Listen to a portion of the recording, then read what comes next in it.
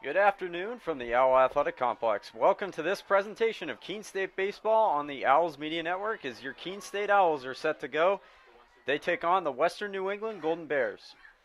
Hello everyone, I'm Ryan Goodwin, joined along with my broadcast partner Cooper Bean, and welcome to Keene State Baseball. It was an eventful weekend for the Owls. They opened LEC play Sunday afternoon against Rhode Island College, splitting that series. The Owls got a tremendous effort in the first game from Jake Yakum, who pitched a complete game shutout in the 2-0 win. Also some timely hitting from the bats, as well as they took down Sean Gamble, one of the best pitchers in the conference this season. The Owls also defeated Fitchburg State Tuesday afternoon. They won 10-7 in that one, and it was a great day in particular for Tommy Ehlers as he launched his first collegiate home run. The Owls are now winners of 4 of their last 5 and looking to continue that trend today. Meanwhile, Western New England comes in red hot. They've won 5 straight and are currently 13-4-1 on the year. Their offense has been hard to keep down. They've been led by sophomore infielder C.J. Willis, who's mashed 7 homers on the season and leads the club with 30 hits.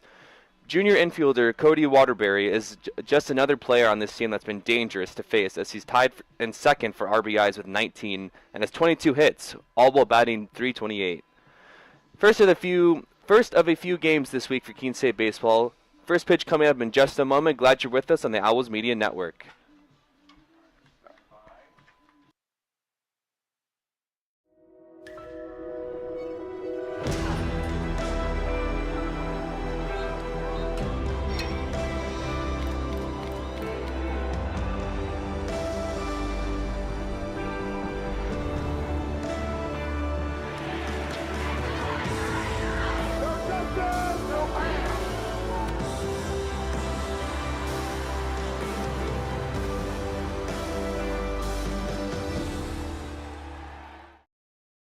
So when I ask students, why Keene State, the students say unanimously it's the sense of community.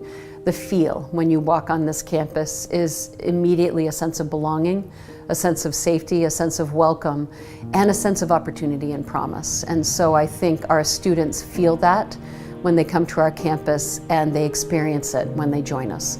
Why students choose this campus is the sense and feel, and also the opportunity and the promise of that opportunity for them when they're making the decision. And why they stay is that we deliver on that promise. We have students from urban environments, from rural environments, and when they come to Keene State in those first weeks of forming a new community, they bring all of those experiences together to create a better Keene State.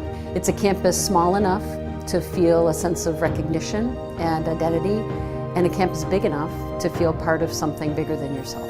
This isn't a passive experience, so please get engaged, find a club, make a new group of friends, get involved in a recreational sport activity, in an intramural sport, get involved in a creative performance, go see a show, be a part of this community and squeeze everything you can out of Keene State. And if you do that, I am confident you will have an exceptional experience and your life will be changed as a result of it.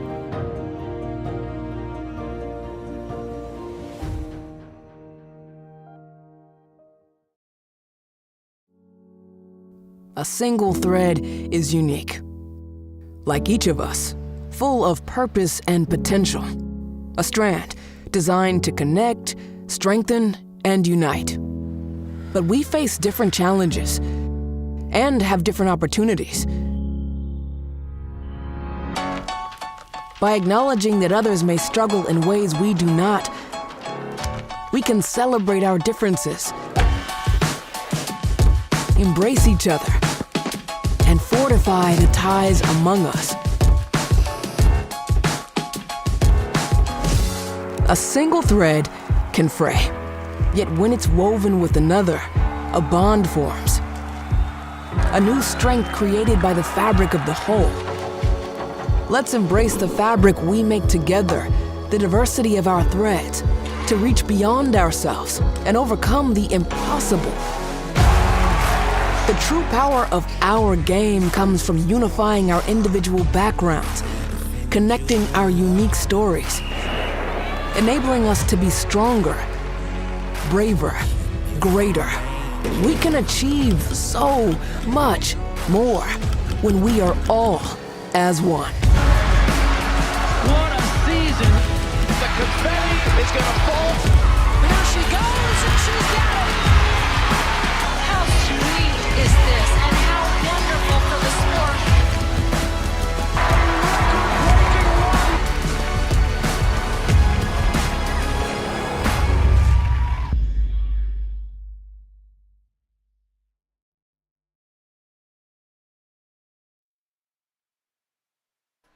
All right, welcome back to the complex. Let's get a look at the batting order for the Golden Bears. Leading off will be the second baseman, Vallejo, followed by the first baseman, Willis. Waterbury out of the 3-hole today. He's the third baseman. Loftus is the DH, batting cleanup. Jameson in left field, batting fifth. Cole in center, batting sixth. Shimada, the catcher, as we mentioned, batting seventh. Garrity, the right fielder, batting eighth. Bova, the shortstop, batting ninth, and pitching today will be Matt Loria. We'll get to him in just a bit from Western New England. So the Owls take the diamond here as they get ready for the second game this week and looking to improve to 10-11 this afternoon.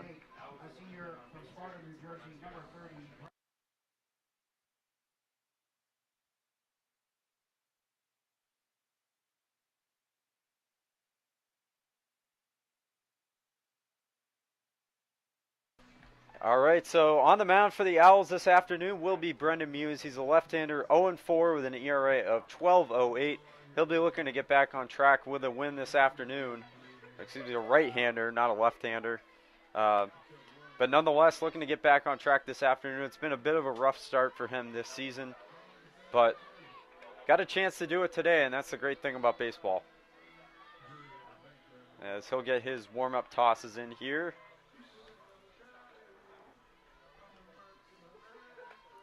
As Vallejo, the second baseman, Paul Vallejo, will lead off for Western New England this afternoon.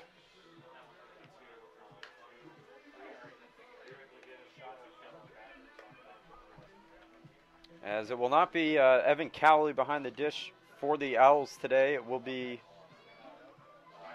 Mooney, number 12, playing catch with Muse today.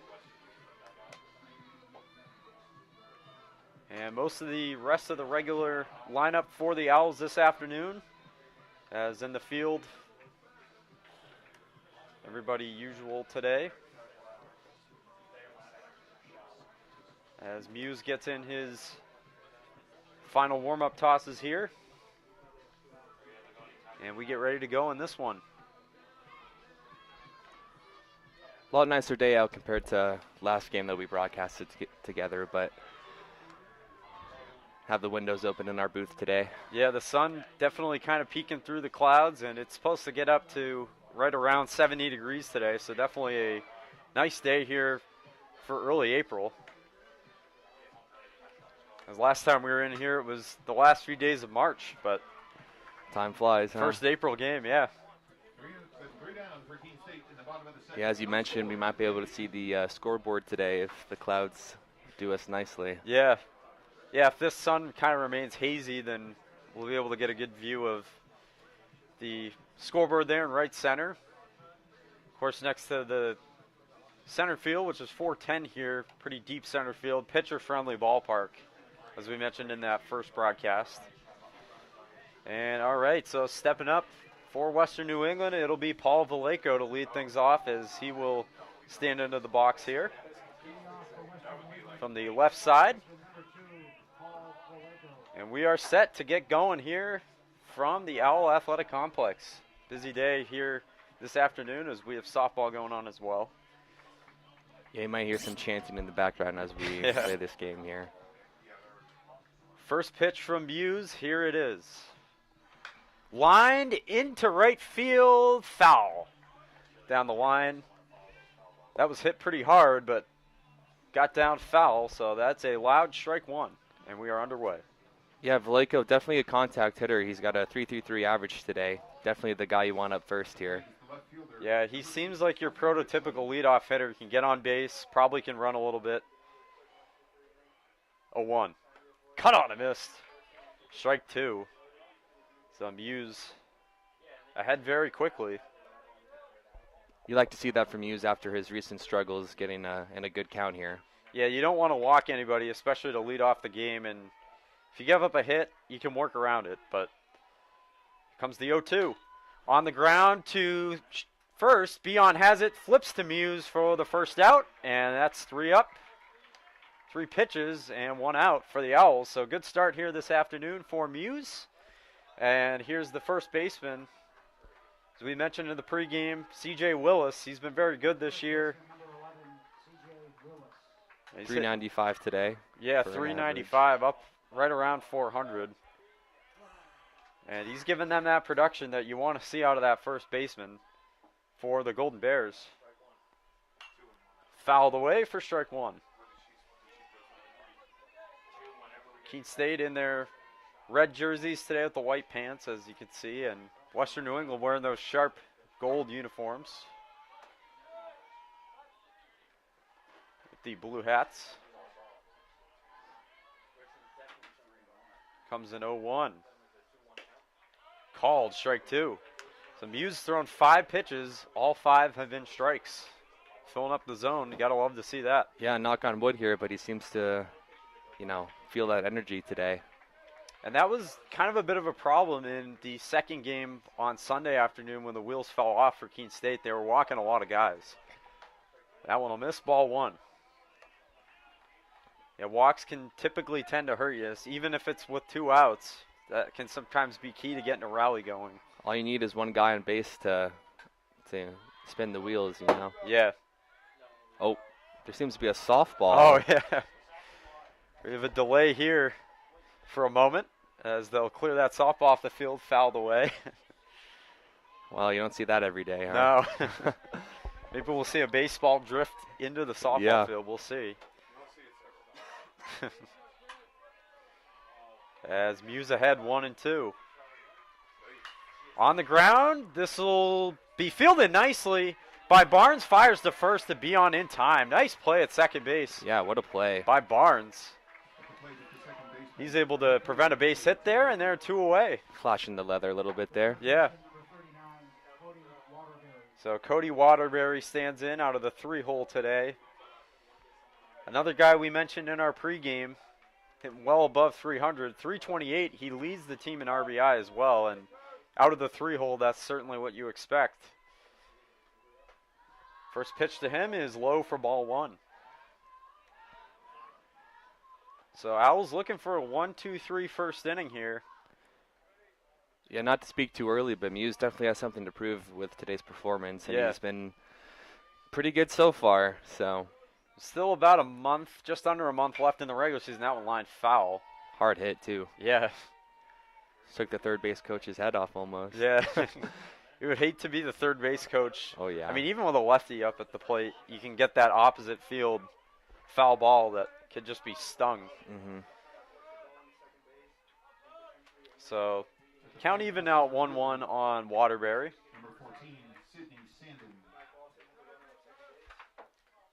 Muse working well. Here's the second pitch. Cut on and missed for strike 2.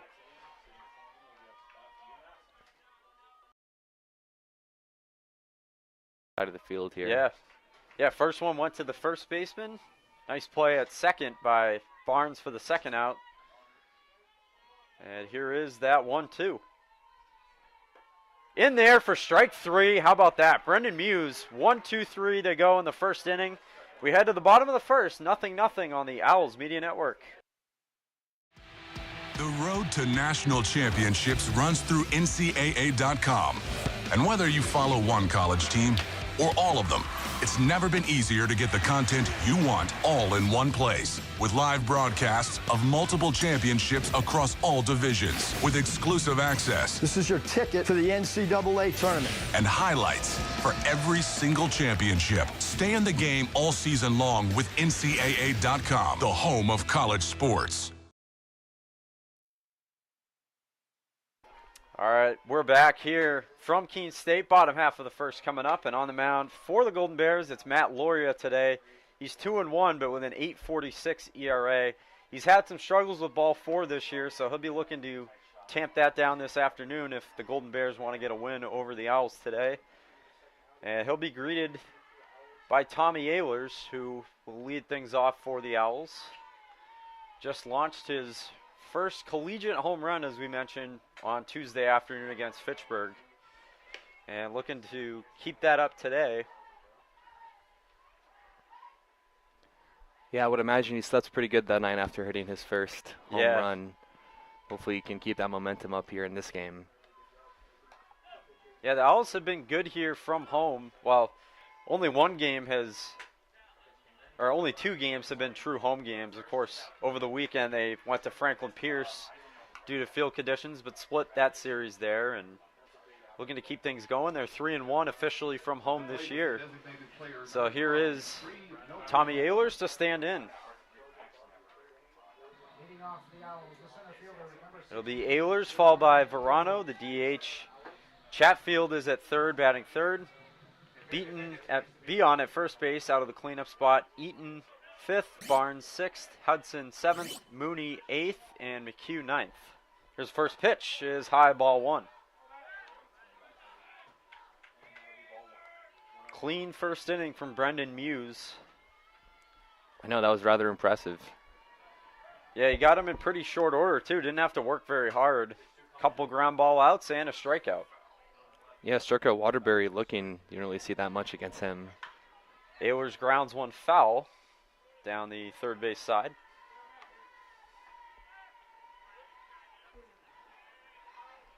Yeah, certainly an advantage if you're Keene State today, as they look to get out in front early here and play from a lead. Fouled away by Ehlers. The count remains 1-2.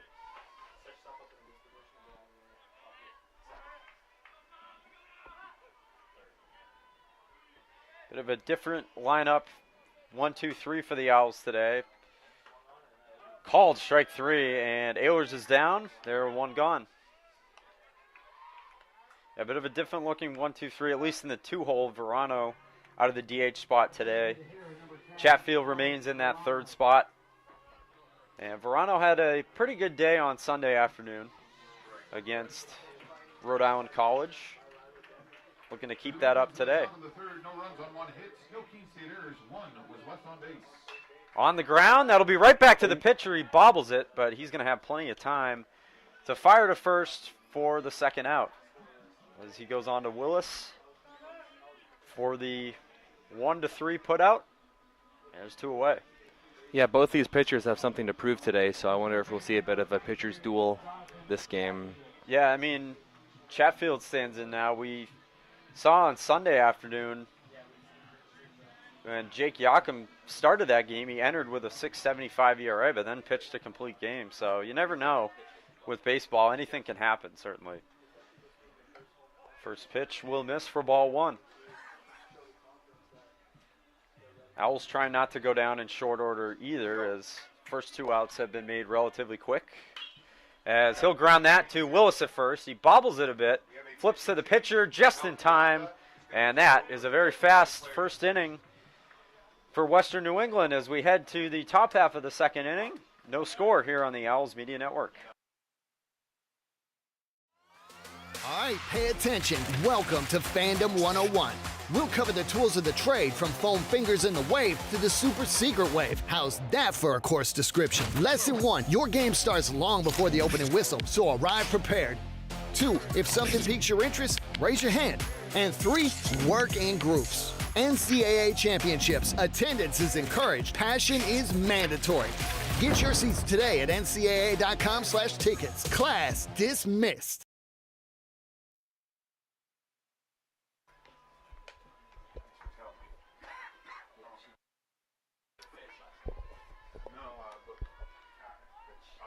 And we are back on for the top half of the second inning. No score from the Owl Athletic Complex. As it was a good first inning for Brendan Muse. He'll look to keep that going against 4, 5, and 6. It'll be Loftus, Jamison, and Cole due up for Western New England. As the Owls look to improve this afternoon to 4-1 from their home turf. And it was a quick first inning for both pitchers and both who have had their struggles. So we'll see if things will turn around for both this afternoon. Yeah, the thing I'm starting to put together with Western New England is a lot of their batters all look pretty productive here. You can't really count any of them out. No, they have a number of guys who are hitting over 300 on the year, so it's definitely a tough lineup to pitch to. There's not really one guy that you can kind of look to pitch around to. It's definitely a tough lineup through and through, and thus why they're 13-4 and with that one tie on the year. So it'll be a tough one this afternoon if the Owls want to win. What a win it would be if they did, though. Yeah. Huge for them if they were able to pull this off. Yeah, so Jack Loftus standing in, leading off. He's the DH today for the Golden Bears.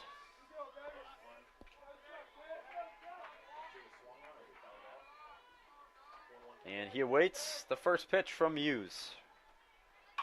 On the ground to third, Chatfield has it. Good throw to first in time to get him, and there's one away. One pitch. Yeah, so either pitcher having to throw a lot of pitches in this one early. As Muse entered the inning with just 12 pitches, so that's 13 now through 4 hitters. Now here's Jamison in left field today.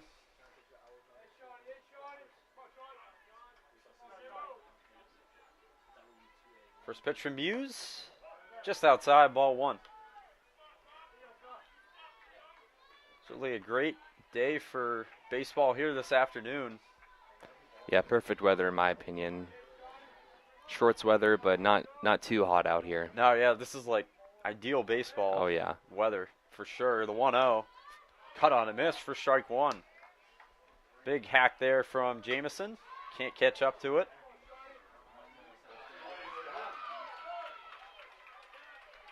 And he will await a 1-1. Coming from Muse. Here it is. And it looks like he went around. And he did, according to the first base umpire. That is strike 2. So Muse working ahead early here. I'll love to see that. Yeah, it seems to be kind of confusing the hitters here today. So far, at least. Yeah, maybe mixing in some off-speed stuff. Somewhat hard to tell from up here. But nonetheless, comes the 1-2. Fouled away, and he stays alive.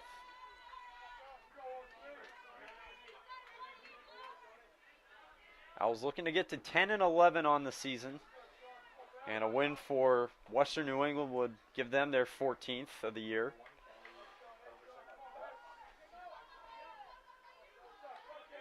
Comes a 1-2 once again from Muse. In the air, popped up. Under it is the left fielder. He'll make the catch for the second out. As Hudson under it. And there's 2 up, 2 down very quickly once again for Brendan Muse. Yeah, he's got to feel good out there after these first productive innings here. Yeah, the contact, he did give up kind of a hard contact on the second out of the first inning, but Barnes able to make a nice play. But that obviously not very hard contact into left field, and either giving him soft contact or striking him out. As here's Aaron Cole to stand in, and he takes a called strike 1. It's funny though, that fly ball would have been a home run in the softball field right across from us. Didn't realize it was so much shorter than the baseball field here. Yeah.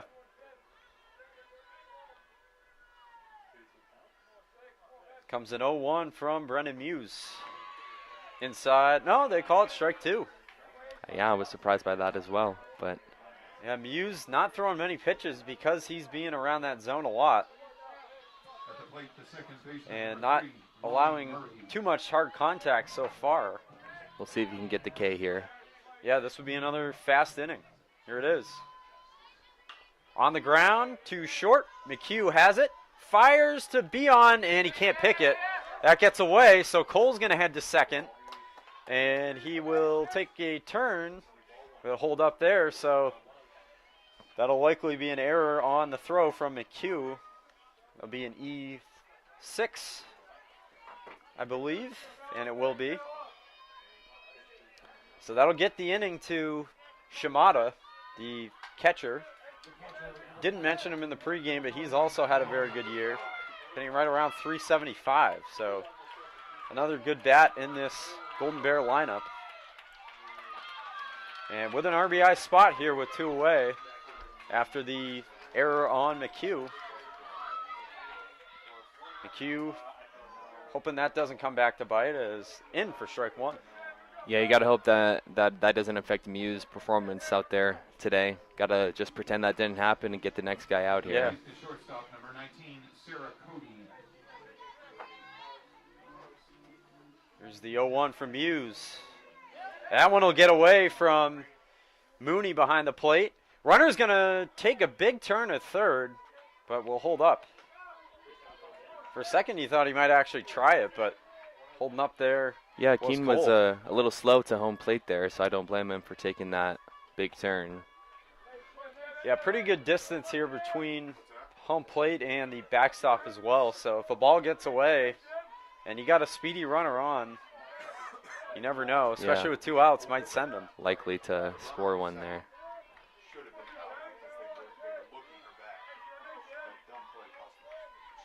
So it'll be a 1-1 to Shimada. Popped up, but foul out of play. And it is 1-2 once again. Working ahead is Muse.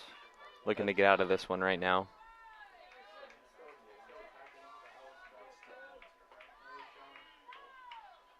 The 1-2, here it is. Lined hard, but foul down the third base line. Almost got the third base coach on the ground once again. Is he wearing a helmet out there? It looks like it. Yeah. That's good. I think the last few years they've required the base coaches to wear helmets as well. They used to just wear hats, but oh, geez.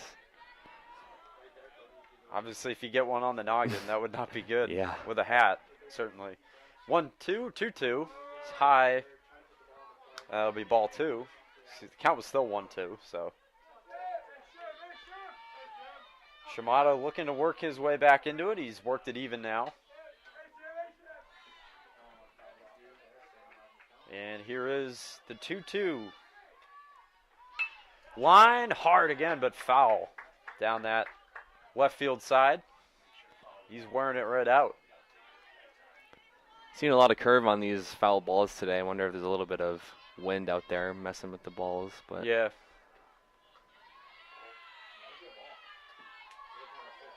Hudson had to get over there quickly to get that ball out of the way. And he's moved a little bit more towards center on Shimada.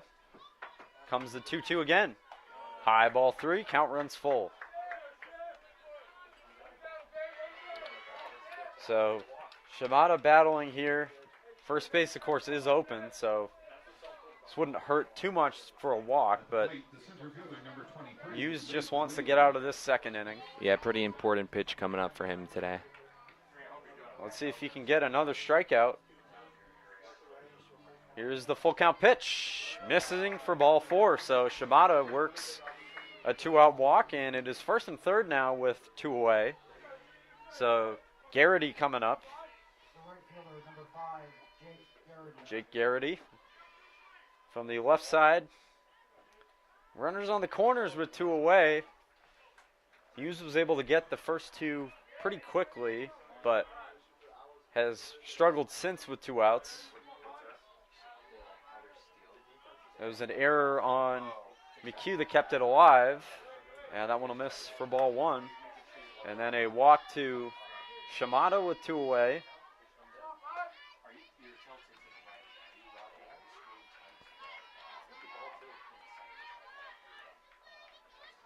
Comes the 1-0. Cut on a miss. Big swing from Garrity, but he can't catch up to it. Runs the count even.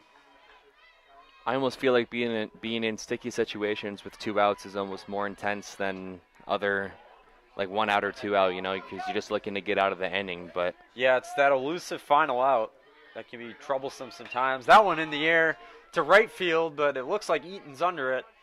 And he will make the catch to end the inning. So a bit of trouble there, but the Owls work around it. We're still scoreless through an inning and a half on the Owls Media Network.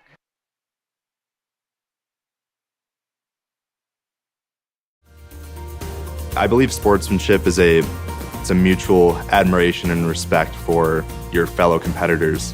We all go through a lot to reach the point where we compete against one another. It's important to realize that. So once we're finally on the field or on the court or on the starting block, we look at each other as fellow human beings and not just competitors. Being able to recognize the hard work that other athletes are putting in creates a more positive and inclusive environment.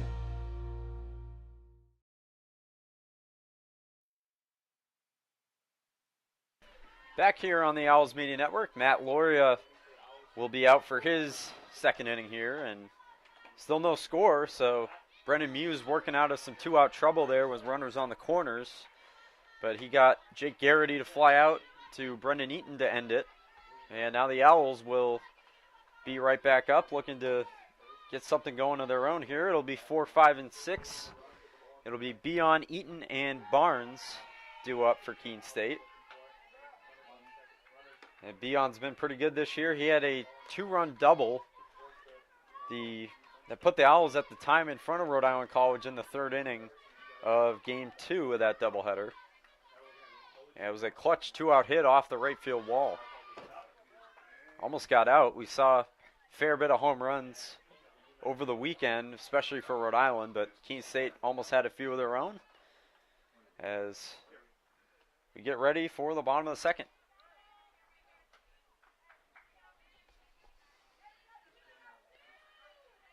Last warm-up toss for Loria.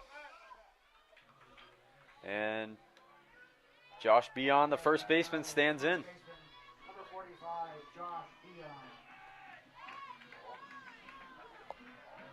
Beon. Looking to get a little rally started for the Owls.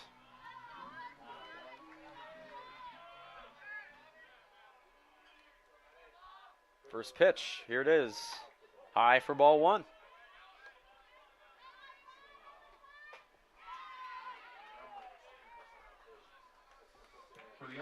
Very calm afternoon, not too much of a breeze here today. Fouled away for strike one.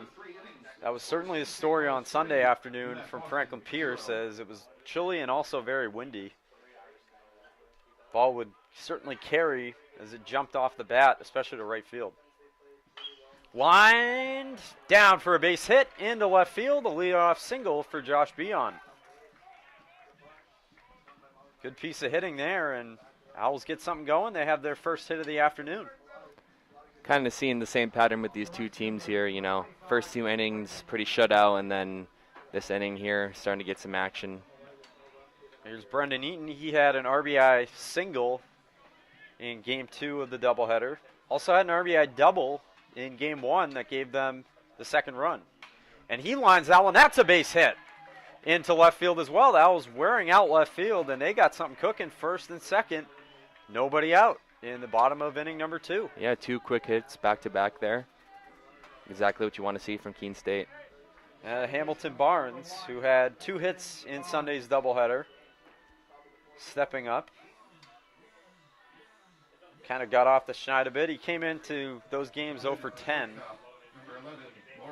But he's been a good hitter for the Owls overall this year and looking to keep that up. So back-to-back singles for Beon and Eaton for Hamilton Barnes. Inside, ball one.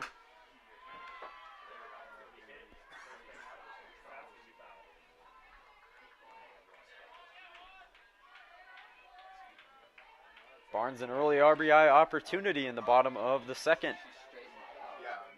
Comes the 1-0. In for strike one. Yeah, some runs right now would be huge for Keene State. As we've stated, this is a pretty tough team to come across. So, yeah, working from a lead definitely key here for Keene State. Key for any team early on. Comes the 1-1. That'll miss low and away, ball 2. Nathaniel Hudson in left field is on deck.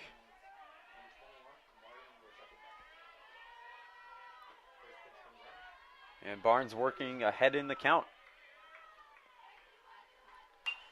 Swing popped up, but that'll get out of play, foul. And it is even.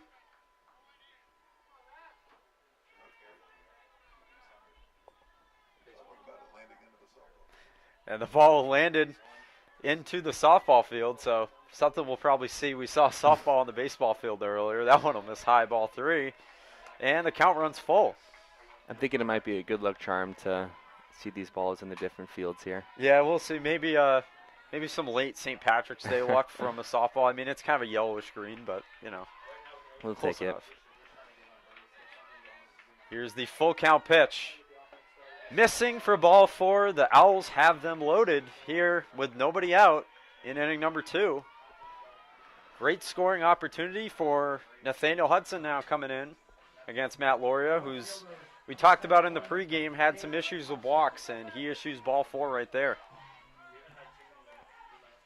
We'll see if Owls can make that pay. They had back-to-back singles before the Barnes walk to load them up. Comes the first pitch. Foul back. Big hack there from Hudson. Just can't catch up to it in time. That one landed in a big puddle behind us. Yeah. Some guys looking to fish it out right now. Here's the 0-1. Outside ball 1. Kind of like going swimming in McCovey Cove in San Francisco. Oh, yeah. But hitting the ball into the bay, except this is foul. Yeah, I don't see any boats out there or any guys willing to jump in. But I'm certainly ready for boating weather. Oh, yeah. Here's the 1-1. Missing for ball 2. Yep. That will miss. Couldn't tell if we'd have a delayed strike call there, but Loria's looking to get a little nervous on the mound there after, well, in the situation he's in, understandably. But yeah. 2-1 on the ground. That's probably going to get a run in. To the third baseman. No, the throw coming home. They'll get the force out. Nice play there at third base by Waterbury. Didn't know if he'd get to it in time to get the out at home, but he gets the force, and there's one away. Yeah, that was a smart play. They recognized they had time to throw home, and that's what they went for. It worked out. But Keene State still, bases loaded, only 1 out. Still a pretty good situation for them. So yeah, certainly. It'll be the catcher, Mooney, up now, number 12, and that's all you have to do there if you're Western New England. You don't have to get the tag on because it's a force out at the plate. So Mooney takes ball 1. Still a good chance, though, for the Owls. They got bases reloaded with 1 out. No runs in, though.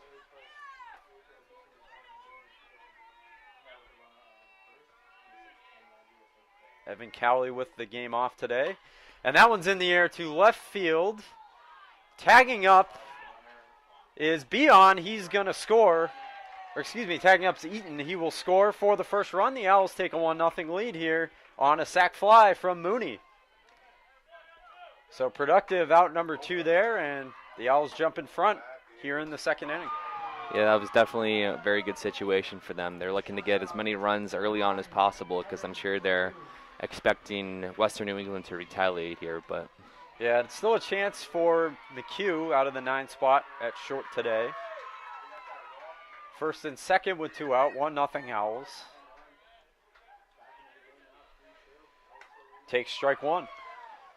The 9 spot can also be considered another leadoff spot here, so perhaps this is kind of what they were looking for, Keene State. Yeah, certainly for the Owls. McHugh with the 0-1. On the ground to third. Waterbury will take it himself for the force, and that will end the inning. So the Owls load the bases, nobody out, but only get a run. Head to the top half of the third. 1-0 on the Owls Media Network. The road to national championships runs through NCAA.com.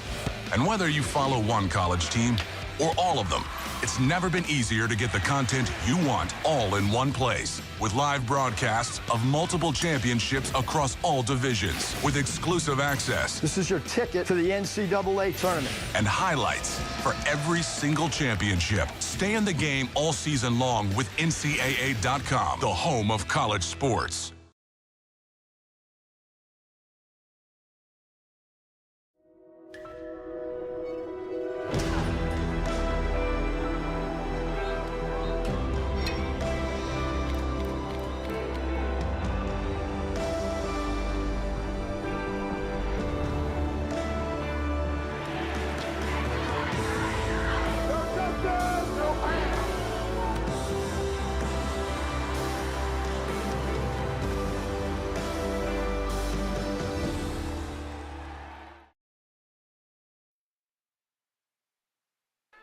We're back on the Owls Media Network. Keene State jumping out to a 1-0 lead in the top half of the third.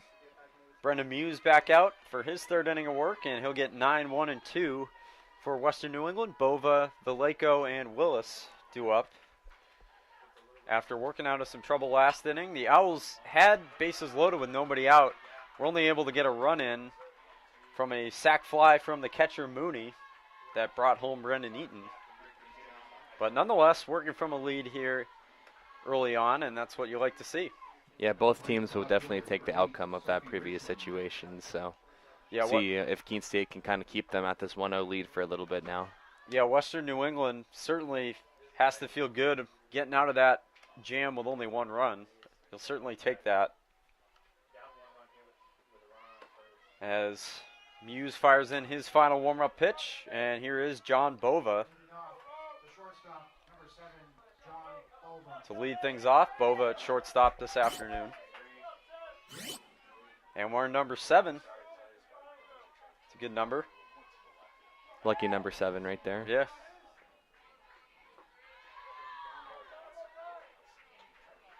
All right, so Bova ready for the first pitch here from Muse. Fouled back, and Muse continues to get ahead early in the count. That's been a factor, I think, in his early success today. He's only K'd 1. He's also walked a man. But not allowing too much hard contact in the early going. And he got out of a jammed last inning with 2 out. In for strike 2. Yeah, it's 0-2 quickly on the 9-man. He was definitely getting into a lot of pitcher-friendly counts here. Looking pretty good. It's like Sunday afternoon with Yakum in his complete game. Not saying that will happen here, but never know. That was his key. I mean, getting ahead early. Yep. It's big help. Here's the 0-2. Cut on and missed. Strike 3 from Brendan Muse, his second of the afternoon. And he gets Bova on just 3 pitches, so making quick work to begin the inning. Now batting is the second baseman, number 3. So we're back to the top of the Western New England order. It'll be Paul Vallejo for his second at bat today. He's 0 for 1 with a ground out to the first baseman. Muse first pitch, called strike 1.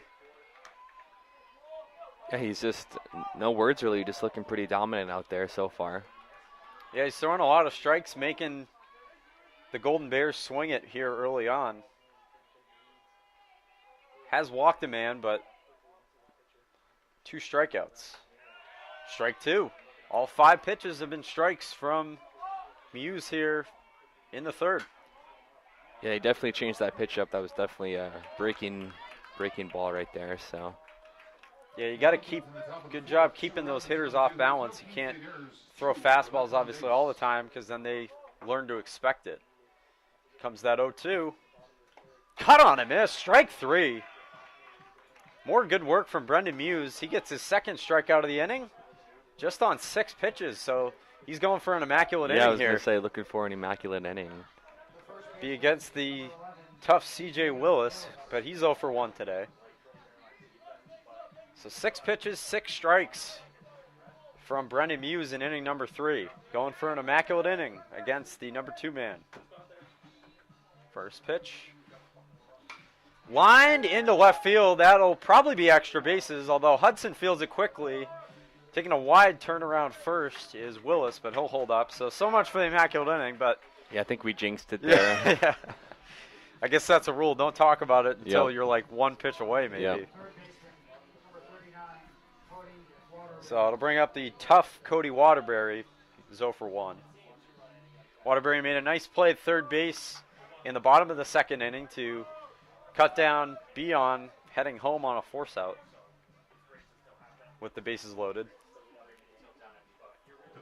First pitch, and that's into left field. They're wearing it out. Back it goes. That'll get down right in front of the wall. Hudson fields it quickly. And nice throw into Chatfield at third. So they'll hold him up. That's second and third, but back-to-back hard-hit balls into left field off of Brendan Muse. And that ball got down on just one hop in front of the left field wall. Yeah, a little bit of a scary hit there, but Hudson was able to throw it in pretty quickly, keep the runners on the bases still. So second straight inning that the Golden Bears have gotten something going now with 2 outs. They did not score the last inning, so we'll see if Muse can keep that going. As Loftus stands in. He's first pitch swinging, but he fouls it away.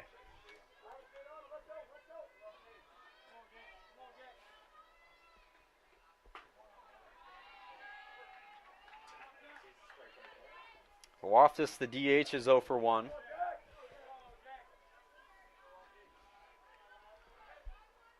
It's an 0-1. In for strike 2. And he continues to work ahead. Just one pitch away from getting out of this 2-out, run around second and third jam. Looking for another 3-pitch strikeout here.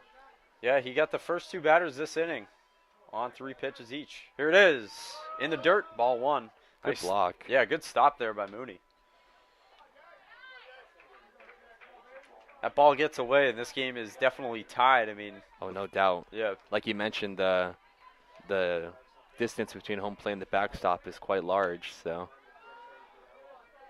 Yeah, any ball that gets past the catcher and a guy on third likely to score. Here's the 1-2.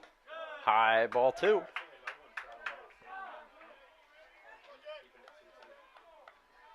So Muse looking to work out of some more 2-out trouble.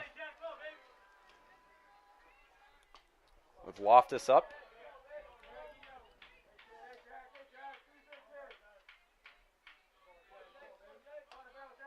Here's the 2-2.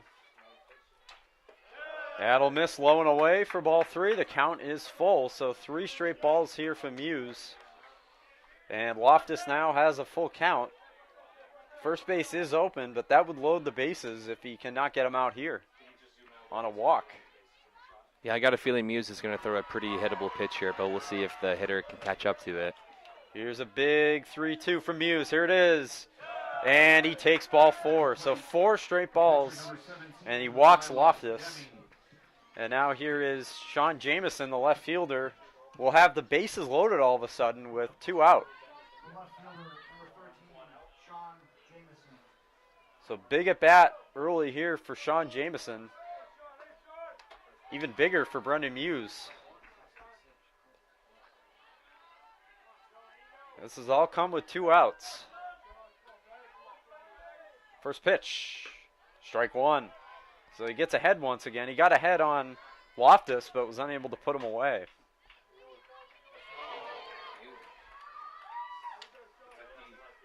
A single for Willis, double for Waterbury, walk on Loftus.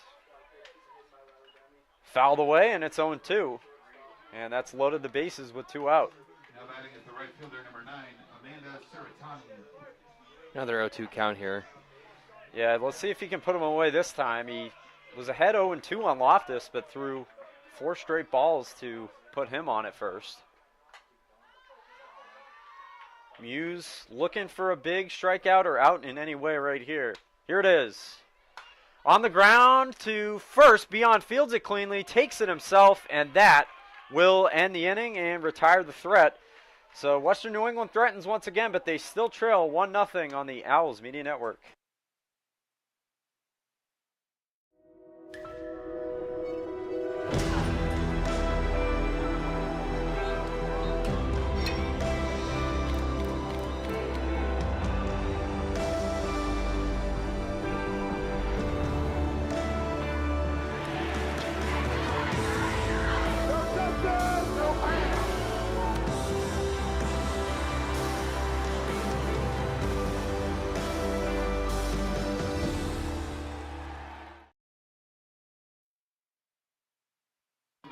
All right, so Matt Loria on here again in the 3rd inning.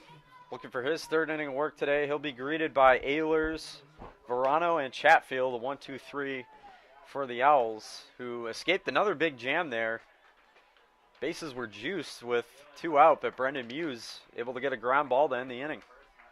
Yeah, I can't imagine there's not many better feelings for a pitcher than what Muse just went through, so he should be feeling pretty good coming into this next inning here. Yeah, he's had some two-out trouble in the second and third, but got out of both of those spots cleanly. And even Loria had a big jam last inning, was able to get out of it with just one run allowed. But that one run might be all Keene State needs, you know, you never know. Yeah. And a chance to add on here. Tommy Ehlers is up. He's 0 for 1 today, out of the one spot. And it was 4, 5, and 6 that got things going last inning for the Owls. But we'll see if the top of the order can do it here, as he gets his second swings of the day. First pitch from Loria. Hit hard, wickedly, but foul. Down the left field line and onto the turf field, the lacrosse / field hockey field. That one was stung. Here's an 0-1. In the air to left, that's going to get down a base hit. Tommy Ehlers is on with a leadoff single. So once again, the Owls get the leadoff man on, base hit to left field. And here's Alec Verano, the DH. Yeah, that foul ball that was hit over there, I see some benches, you know. Maybe they got to put some netting up, or else someone might get clocked one of these days. But yeah, that was lined over the short fence in foul territory and bounced into the field hockey field. Bunting here is Verano, but that ball goes foul. Perhaps trying to either advance the runner or maybe get on himself.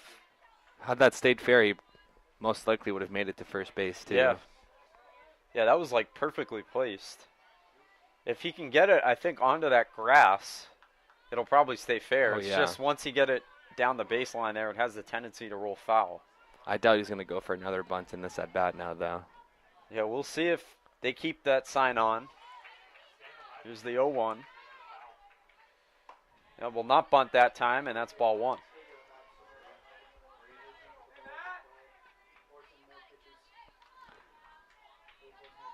One coming here to Verano.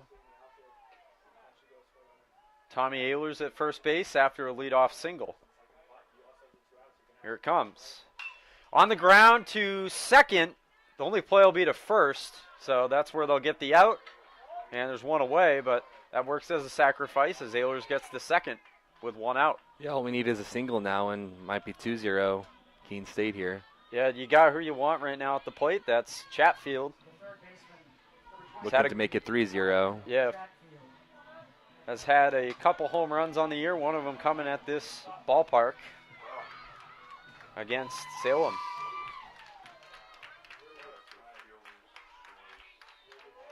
So another jam here for Loria.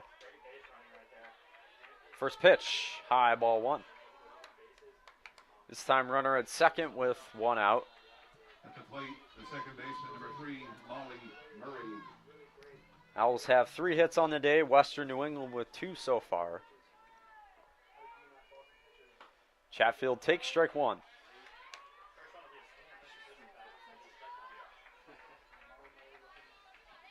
So Ehlers gets his lead at second.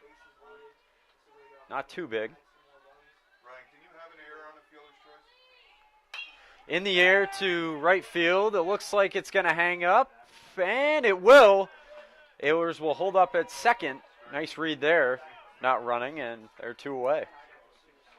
So on to make that catch, the right fielder, Garrity, came in. It looked like maybe it was going to get knocked down enough to where it might drop, but it hung up just long enough for him to make a running catch. Yeah, he was pretty speedy out there. I wonder if the sun was out more, if he would have maybe lost it in the sun or something like that, because that was a fairly tough ball to get to. So yeah, it looked like at first it might get down for a bloop single, but hung up just long enough. And here's Bion, and he goes after the first pitch, pops it up.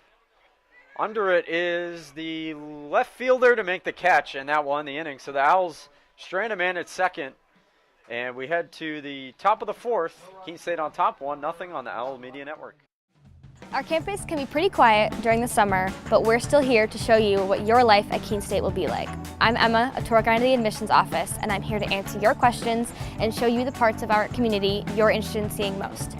You can book a tour at keene.edu/visit or reach out to any of our admissions staff to find out when you can come see our home. Here's a sneak peek at what a tour is like.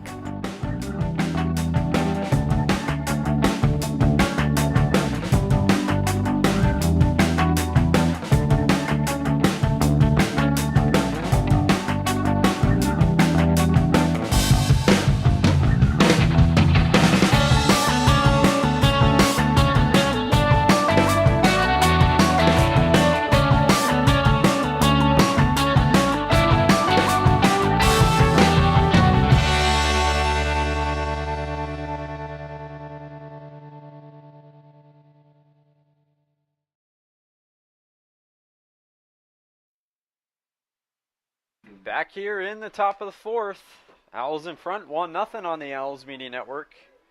And Brendan Muse, after escaping a couple jams in the second and third, back out for his fourth inning of work, as he'll be going against Cole, Shimada, and Garrity, due up for the Golden Bears. So that'll be 6, 7, and 8 scheduled to come to the plate.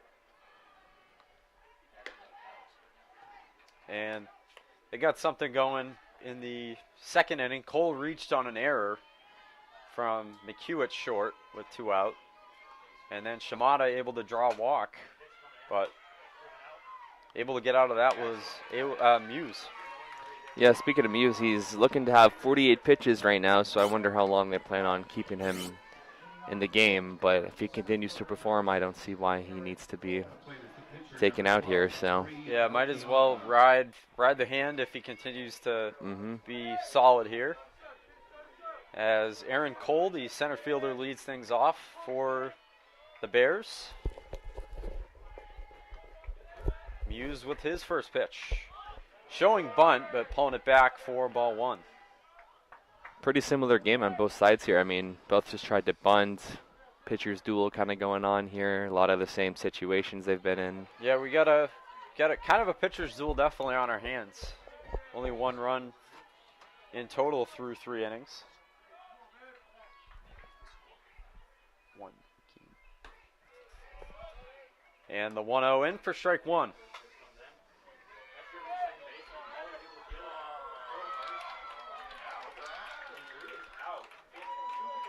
So 1-1 upcoming from Cole. From Muse to Cole. Here it is. And bounced in the dirt, ball 2.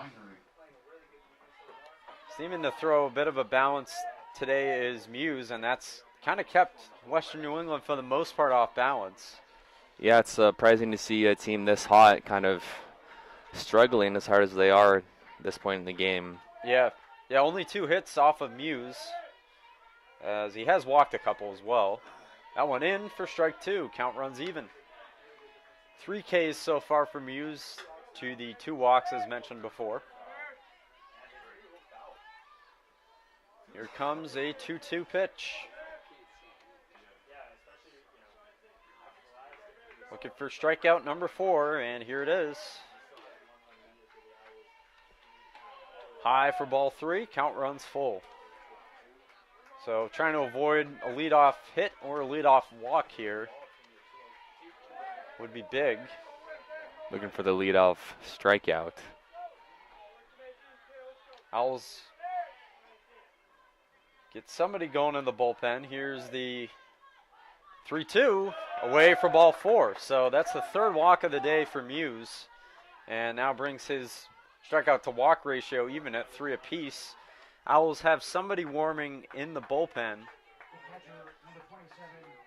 I believe number 21.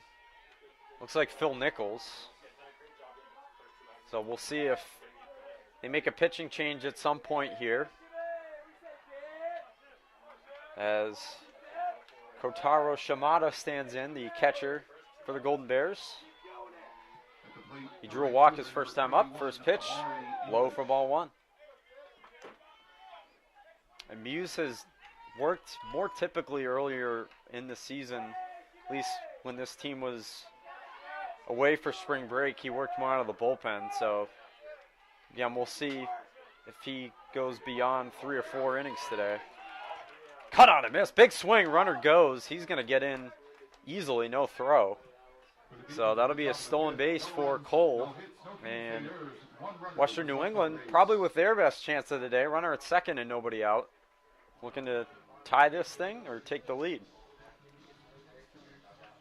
Muse has worked out of all the trouble he's gotten into so far, so we'll see if he can do it again. Comes a 1-1. Strike two on Shintaro. Or Shimada, excuse me.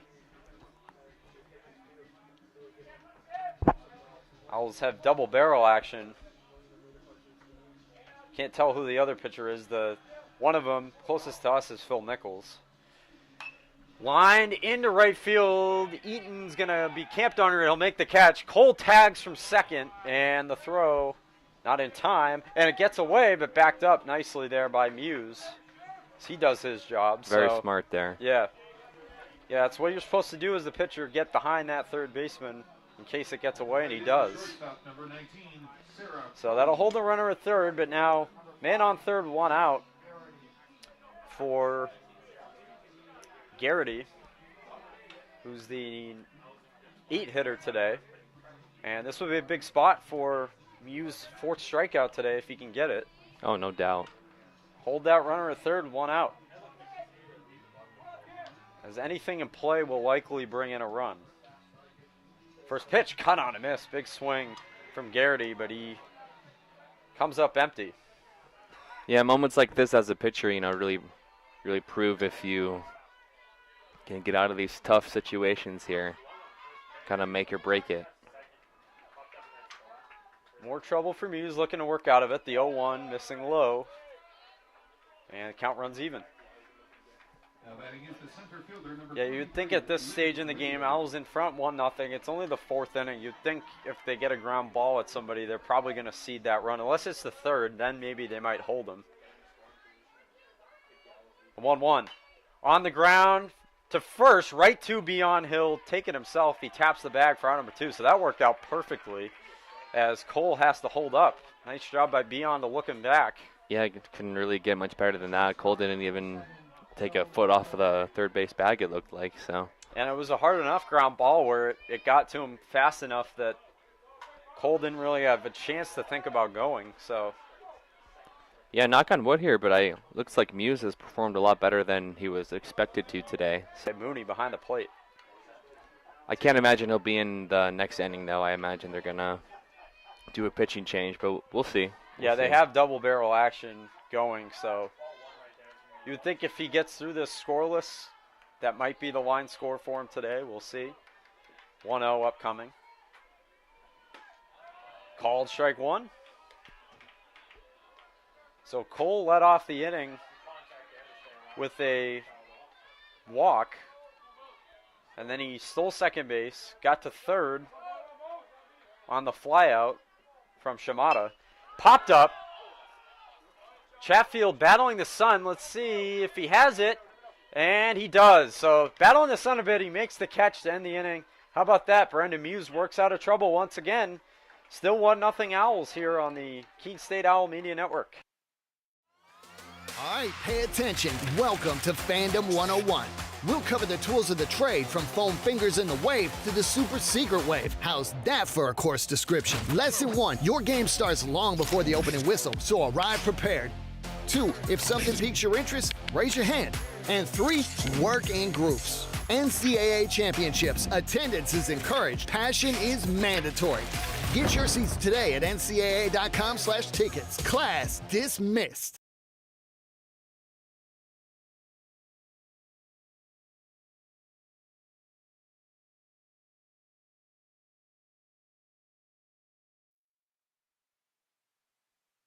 We're back. Bottom half of the 4th. Keene State coming up. It'll be Eaton, Barnes, and Hudson. So, I believe 5, 6, 7 for Keene State, and Brendan Muse doing a nice job again, working out of some trouble there. Oh yeah, he definitely proved himself today, if that is his last inning. They still do have somebody warming up. I can't see who it is, but... Yeah, it was hard to tell. I don't think that's Nichols, because they did have Nichols going, but that looks like Evan Cowley, actually, number 11, who usually catches, but not catching today, so that could be who they put in the ball game. We'll see, but he's going in the bullpen. In a sense, you think a catcher would make a pretty good pitcher, kind of knows all the pitch signs and all that stuff. So. And you have to sometimes fire down to second with a good throw, obviously, Yeah. or third if you get a guy going. Eaton in there, and he takes strike one. He's 1 for 1. Came around to score the lone run of this game on a sacrifice fly.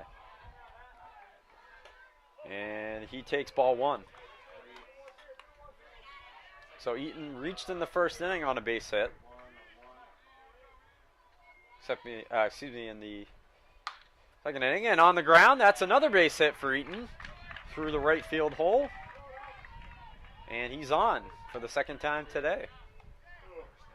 So the Owls with another leadoff base runner. That's been pretty common for them in this game, although they've only pushed across one so far.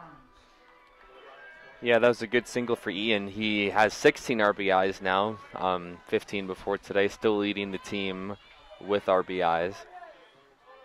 Now here's Hamilton Barnes. He took a walk in the second inning, and he shows bunt, but takes ball 1, I believe.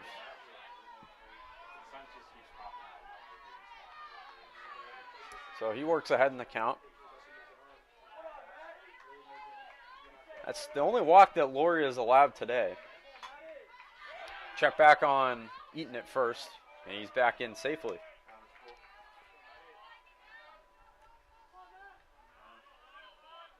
So 1-0 upcoming to Barnes. Missing for ball 2.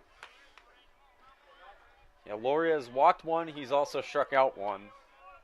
So he's had to rely on contact today to get most of his outs. Comes a 2-0. Oh, and that gets Barnes right in the helmet. He's up and running. Well, it's like nothing happened. No, but certainly scary. Oh, no doubt. Runs up and in on him. And he appears to be okay. He runs right up to first base. Maybe that's some adrenaline. We'll see. Yeah, it's almost surprising how fast he got up and just walked it off, but we'll take it definitely after a scary pitch like that. Yeah, you hate to see that happen to anybody, but he appears okay, and for the moment is standing at first base. So yeah, the game goes on, I guess. Yeah. So now another jam here for Lauria. It's first and second, nobody out. Leadoff single for Eaton, hit by pitch for Barnes. And Eaton fouls that one back. So Eaton's 0 for 1. He grounded into a force out as the third baseman, Waterbury, threw to the catcher, Shimada, for the first out on the force back in the second. It's the 0-1, missing ball 1. So that was a 5-2 put out for third baseman to the catcher. At the plate, the pitcher number 17, Lila Deming. And this will be a 1-1 from Lauria, who entered the at-bat, 41 pitches. Cut on a miss, big swing from Hudson, but he can't make contact, and it's 1-2.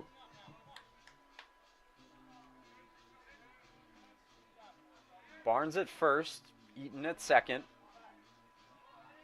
Still 1-0 Owls here in the bottom of the fourth, another big chance. Here's the 1-2. In the dirt, it gets away, and both runners are going to advance. Eaton takes a little turn around third, but will hold up. And now it's second and third with nobody out. So probably the best chance other than that bases loaded in the second inning for Keene State. Yeah, Keene State, especially against a team like this, is looking to get as many insurance runs as they can here. Yeah, give Muse even more of a cushion to work with. Obviously 1-0, not too much of a cushion. But 3-0 or even 2-0, if they can get that here, would be big. And now a base hit for Eaton likely scores 2. So that wild pitch is big. Here's the 2-2. In the air to left field. And it's going to be a sac fly as Eaton will tag up to score the second Owls run of the day. Keene State grabbing another run here. Productive out for Nathaniel Hudson, and it's 2-0. So kind of a deep fly out there to left field, plenty deep enough, and Eaton has scored both Owl runs today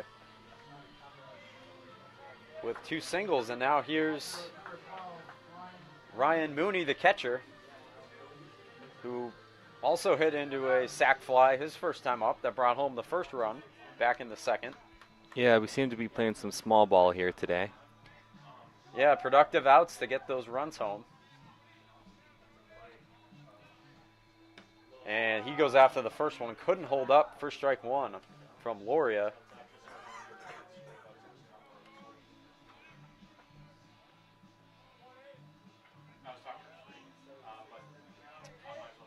Oh, 1 in the dirt. Nice stop by Shimada for ball 2. All right, strike 1, excuse me. At the plate is the third baseman, number 13, Lauren Bethea. Owls continue to have a man going in the pen. Runner on second, 1 out. Cut on a miss, another big swing from Mooney, and he comes up empty once again. So count runs to 1-2. Barnes standing at second. Still a pretty good chance to drive home this runner at second, though. Yeah, another scoring opportunity. Push another across at least. Make this a 3-0 game. Comes the 1-2. In for a called strike 3. And Loria gets him. That's just his second strikeout of the day, but it comes in a big spot. And Mooney is caught looking for out number 2. And now here's Evan McHugh, the shortstop. McHugh 0 for 1. Warm breeze continues to blow into the press box today. As Feels good, though. yeah. McHugh takes ball 1. Yeah, it's certainly a welcome sign. Really the first kind of warmer day we've had this year. Yeah. So Got to be a big morale boost for the players out there, too. Yeah. I'm sure you get up and you feel far more energized when the weather's like this. On the ground to third, foul. And it skips past Waterbury down the left field line. So that's going to be a long run. I know we need some ball boys out here. Yeah. Get some ball boys, some bat boys. Yep. Here it comes, the 1-1 in the air to right field, but right at the right fielder. He'll make the catch to end the inning. So the Owls, another threat. They only get 1 once again, but they do take a 2-0 lead here on the Owls Media Network.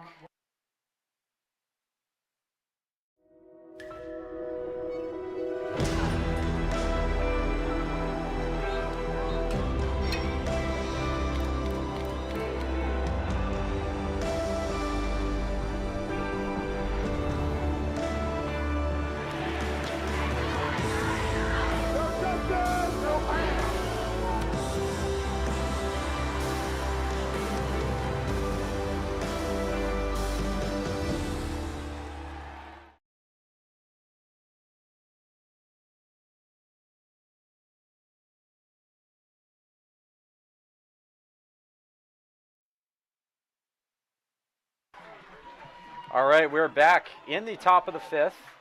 Evan Cowley coming into the game in relief of Brendan Muse, who went 4 scoreless, so good opening effort from him today. He would not be on line for the win if the Owls can hold on, but nonetheless, very good effort today from him. Yeah, I mean, that's basically the kind of performance he was looking for, you know. He really felt like he needed to prove himself, and I feel like he definitely did. And he had a lot of sticky situations that he managed to get out of, so. Yeah, and that's all you can ask for. No runs on the ledger for him today, so probably a move you would imagine that head coach Justin Blood made in the top of the 5th, as this would be his 3rd time through the order, so probably didn't want them to see him a 3rd time today, as he brings in the typical catcher, usual starting catcher for the Owls, Evan Cowley, but he obviously can pitch as well, as he'll be pitching to his teammate Ryan Mooney behind the dish today.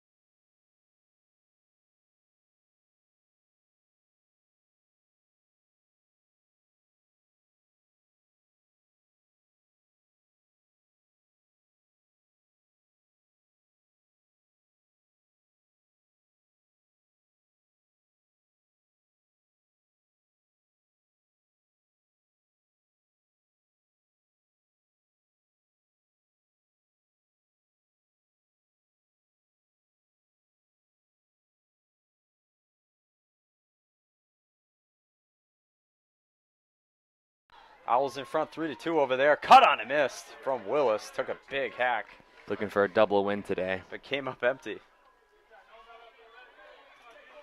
Now batting is the left fielder, number 8, Sophie Richland.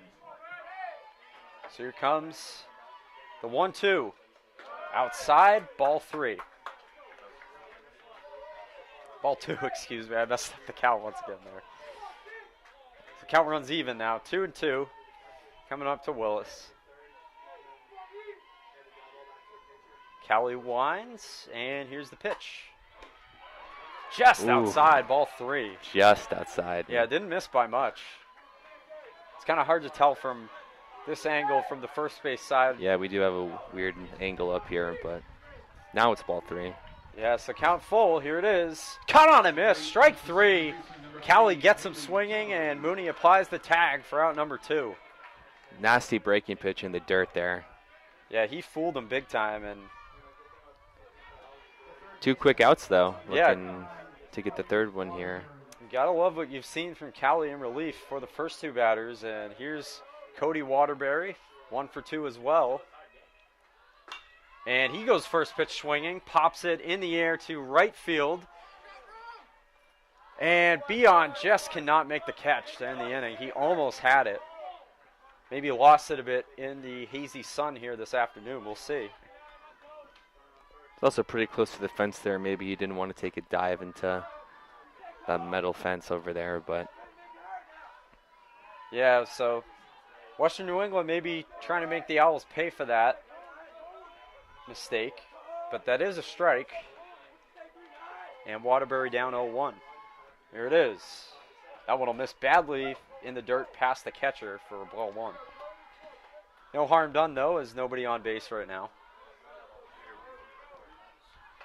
Here's the 1-1 from Callie. Popped up again, but this one is also going to get out of play for strike 2.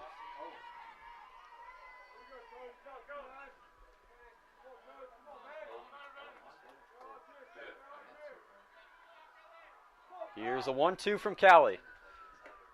Outside, ball 2. As he looks for a 1-2-3 inning, he struck out the last hitter, Willis. Looking for another K here on Waterbury. Here it is. High. Just over the head as he ducked down to get out of the way for ball 3. Full count once again from Evan Callie in the top of the 5th. Looking for another strikeout. And just misses for ball 4. So that'll be a 2-out walk drawn by Waterbury, and it'll get the inning to Loftus. you can't blame Callie for that pitch, though. That was a pretty well-placed 3-2 pitch. The batter just got a pretty good look at it, was able to hold up there, but Yeah, just trying to be enticing. They pick him off at first base. How about that? From Evan Callie, he picks off Waterbury to end the inning, and we will go to the bottom of the 5th. Owls in front, 2-0 on the Owls Media Network. The road to national championships runs through NCAA.com. And whether you follow one college team or all of them, it's never been easier to get the content you want all in one place. With live broadcasts of multiple championships across all divisions, with exclusive access This is your ticket to the NCAA tournament. and highlights for every single championship. Stay in the game all season long with NCAA.com, the home of college sports.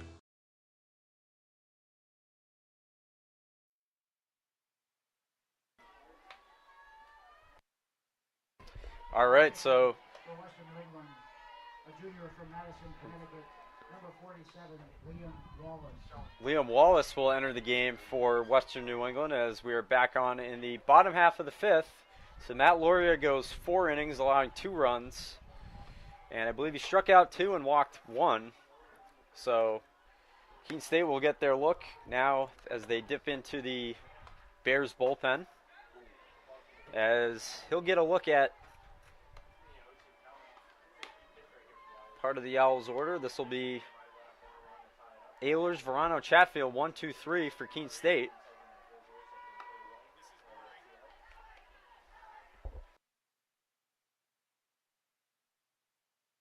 instead for the Golden Bears pitching.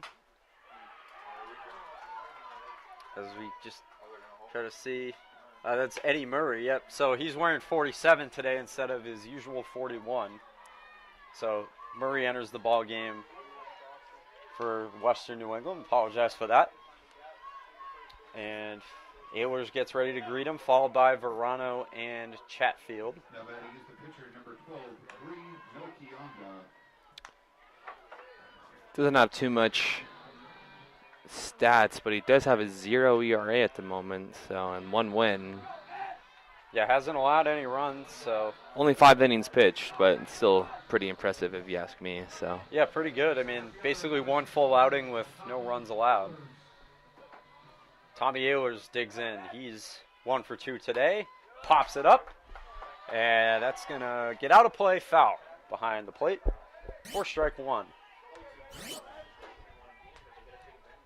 Shimada took a look, but that one was well out. Ehlers has a single today. Takes ball 1.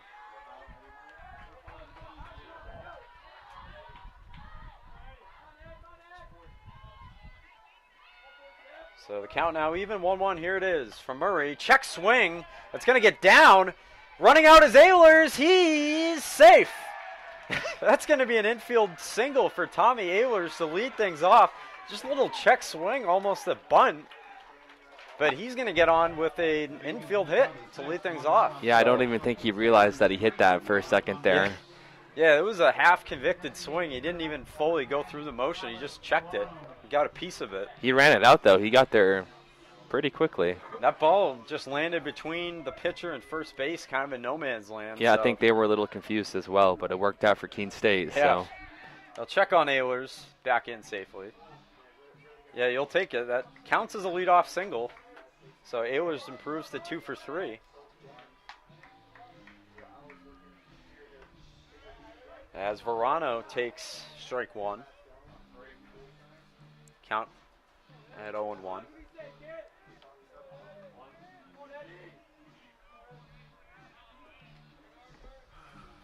So an 0-1. Verano cut on and missed. Ehlers got a bit of a lead, but will scamper back. yeah, Keene State's not looking to get picked off here, like Western New England. So no, yeah, that caught us by surprise. Oh yeah. 0-2, fouled away, and Verano staying alive. Now see if this is wiffle ball rules. Strike 3 on a foul ball, that you're out. That's a strikeout. Oh yeah, yep. yeah. So, because I'm part of a wiffle ball team, and that's how yeah, a lot we of do it. A lot of fun. I kind of thought about joining. Oh really? This year, yeah. But here's the 0-2, cut on a miss. Verano foul tipped into the mitt and down on strikes for out number 1. So Murray recording his first K of the day out of relief, and it'll be Jonathan Chatfield now. As he stands in. Chatfield is 0 for 2 today, but looking to record his first knock. Stands in to his walk-up song, Big and Rich. As on the move is Ehlers, swung on, hit in the air to right field. Back it goes, and caught on the warning track by the center fielder, Cole. And back into first safely as Ehlers. That ball almost got out of here. Wow, yeah, you could have fooled me with that. I thought that was gone. For a second, I'm like, I thought maybe that ball's in the gap, and then I'm like, maybe that'll carry on out of here. But almost another home run for Chatfield. He just missed it, and that's a deep fly out to the warning track. Yeah, F8 for out number 2. This is a pitcher-friendly ballpark here, so I wonder if they were playing somewhere else if that would have maybe gone out. But yeah, I think if Franklin Pierce, it probably would have. Oh, no Certainly doubt. Shorter out there to right field, but we are at Keene State, so that doesn't matter. Almost picked off was Ehlers, but he's back in safely. This game flying right along. We're in the bottom half of the 5th. Owls leading 2-0. no with pitch 2 clock out. either. No. A lot of the games, the first game was also pretty quick for Yeah. the Owls Yeah, it against was. Salem. They won that one 4-3.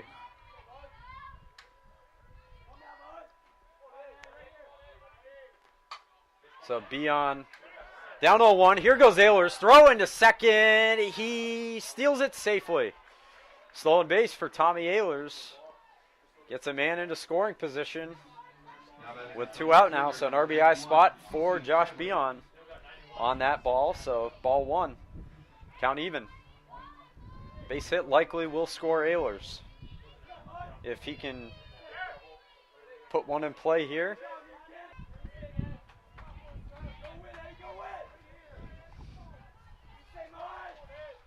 Comes the 1-2 from Murray.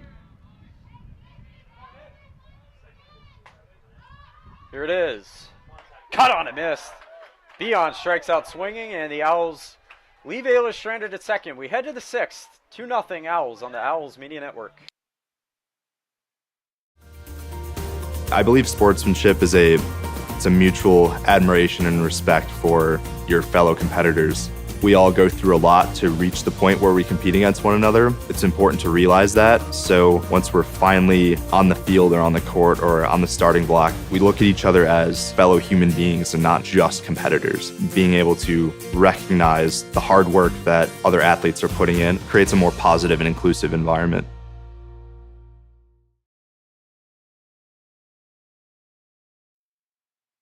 Work. Kept it scoreless in the 5th inning. So if he continues the work and the Owls keep this, get the win today, he would be in line for the win. And Kelly getting his warm-up tosses in. He'll face Loftus, Jamison, and Cole, 4, 5, 6 part of the order for the Golden Bears.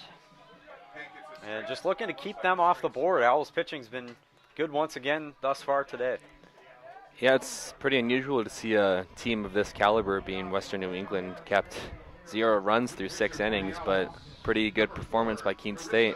Definitely think they've been doing better than they were projected to this game. So Ehlers, Cowley hits Loftus on the first pitch, and that will be a base runner right away. So 1 pitch and a hit batsman. Loftus earns first base the hard way, and he's on to begin the inning. It's worth the pain, right? Yeah. Get a base runner on there. I mean, I've always heard, like, just from watching baseball over the years, that the best time to get hit by a pitch is when you're down 0-2. You honestly, I've heard from batters before, you don't feel it. Because it's like, oh, I'll take that. Yeah, I was about exactly. to get struck out maybe, and now I'm on base. And how frustrating is that for the pitcher to be in that spot? Maybe you feel it later, but not in the moment. Yeah. In the moment, you're happy. Adrenaline kicks in there. Yeah. So now here's Jamison. He represents the tying run back to first. Very close play there. Yeah, they're keeping the runners honest, as Cowley was able to pick off, and he's back again. Cowley was able to pick off Waterbury last inning for the final out. And that was quite a way to end the 5th, top half of the 5th. So this will be his first pitch in miss high for ball 1 on Jamison. Jamison's 0 for 2, playing left field today.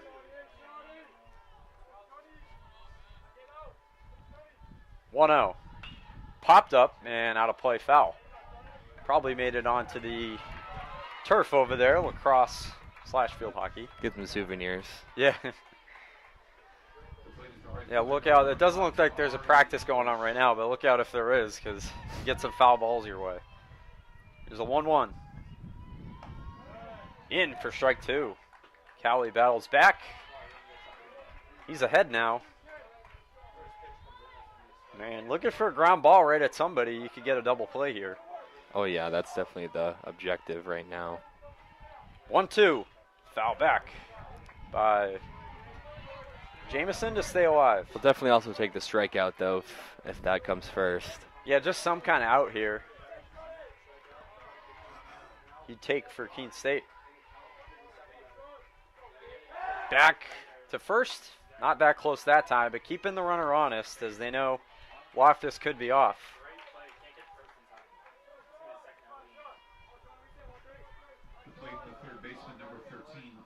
So here's another 1-2. chop foul and off himself. Jamison will take a moment to. That had to hurt. Take his composure back. Yeah, Loftus does have the second most steals on the team, 2 behind CJ Willis, but so he is a little bit of a threat on the base there. A bit of a delay here as Jamison fouled that one off himself. Looks like he's fine, just needs to take a little breather there. Yeah, just probably got the wind knocked out of him a bit by that one. As he will stand back into the batter's box, getting a nice ovation from the crowd.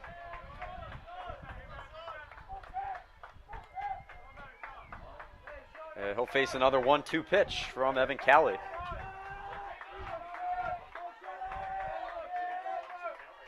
Here it is. Missing low for ball 2. Count runs even.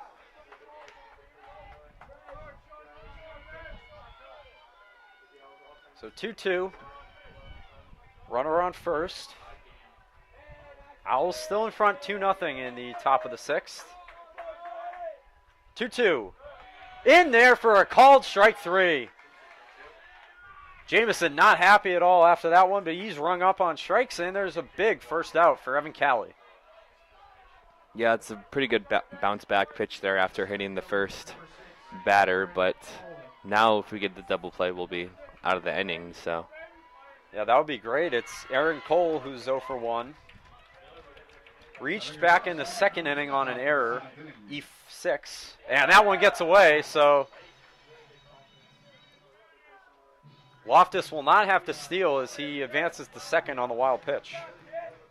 There I go, jinxing the double play as well now, too. I mean, technically, I guess you could still have one. It's just going to have to be a little bit of a harder play. Line out maybe or something like that. Hey, we've seen some pretty funny things during this game. Softball coming in here, that check swing single, so you never know, I guess. Yeah, we've had a baseball go on to the softball field as well, so trading places there. Yeah, pretty crazy game in terms of baseball standards. So Cowley falling behind, though. It's 2-0 on Cole. Shimada, the catcher, on deck. Here it is. Missing low, ball 3. So none of the pitches have been very close from Cole. Excuse me, from Cowley. Cole at the plate. And the 3-0 upcoming. Here it is. That one not close. Up around the head of Cole. He's not very happy. Takes ball 4. And an RBI spot now here for Kotaro Shimada, and we're going to get a pitching change as Justin Blood heads out to the mound to get his pitcher here. So he'll be on to get Evan Cowley here, and we'll see what the Owls do in just a moment here on the Owls Media Network.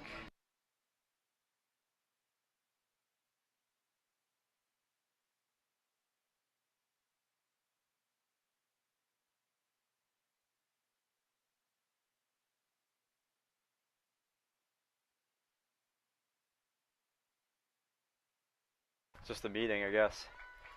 All right. So we're back on the Owls Media Network. We will not get a pitching change. Evan Cowley will stay on. Just some words of encouragement there from his head coach. And here is Kotaro Shimada, the catcher. 0 for 1 today, but took a walk as well. First pitch, strike 1 from Evan Cowley. First and second, 1 out here for the Golden Bears in the top of the 6th. Strike 2. Quickly ahead of Shimada. Yeah, it seems like what Coach Blood said to him must have worked. Quick 0-2 count right there. See if he can get him here. 0-2. Missing low, ball 1. So count 1 and 2.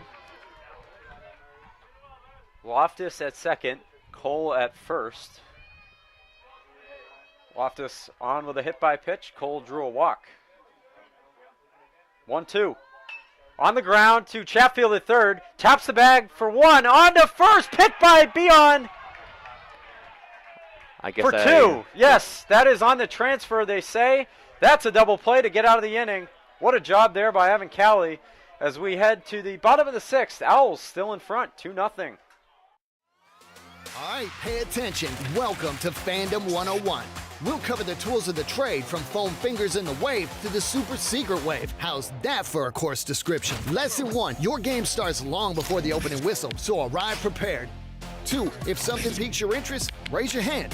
And 3, work in groups. NCAA championships, attendance is encouraged, passion is mandatory. Get your seats today at ncaa.com/tickets. Class dismissed.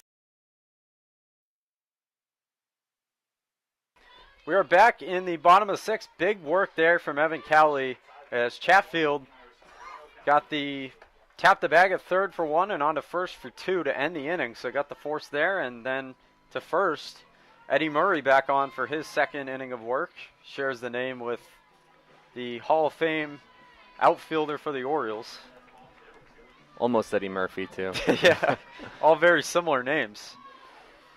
And it seems like I did not end up jinxing the double play there last inning. They seemed to pull that out. So, yeah, that worked out perfect for Keene no State. doubt. They've had their share of trouble today, but they've been able to successfully get out of it every time. So, yeah, really good signs for these kind of up-and-coming players, proving that they can, in fact, do it and keep up. Win number 10 for the Owls, and already it's been a very, if they can hold on, that is, and it's been very promising early in the year, even sitting at 9-11, as they made certainly a lot of strides from last year.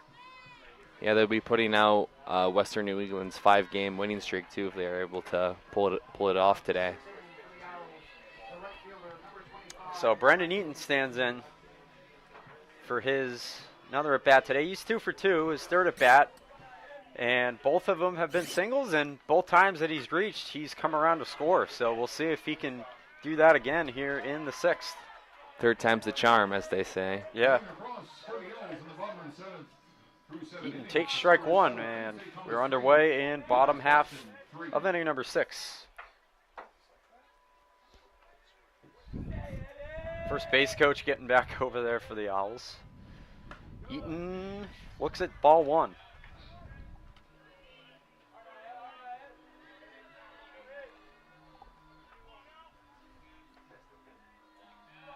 So count even at 1-1. Pitch from Murray.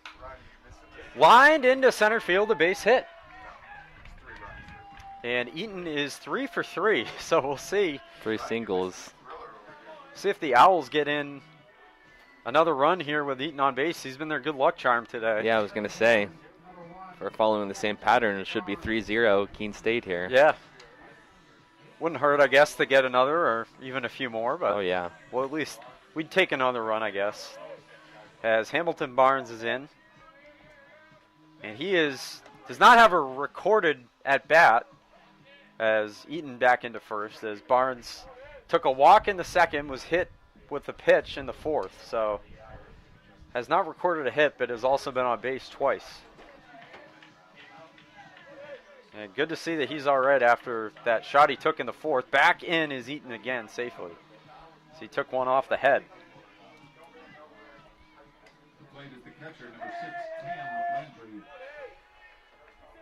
Eaton at first, getting another lead. First pitch from Murray, in for strike one.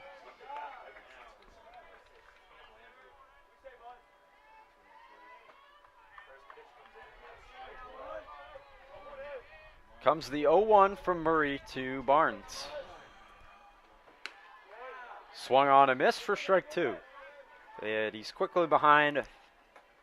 No balls, 2 strikes. Owls getting some more work going in the bullpen. Can't really tell who that is at the moment. Back to first again is Eaton as they continue to check on him. Eaton only has 1 stolen base this year, but he was successful in that attempt, so it is kind of surprising to see this much attention. Barnes fouls it away to stay alive. Remains 0-2. Trying to get a read on who that is in the Keene bullpen. Can't really tell, though, from here right now.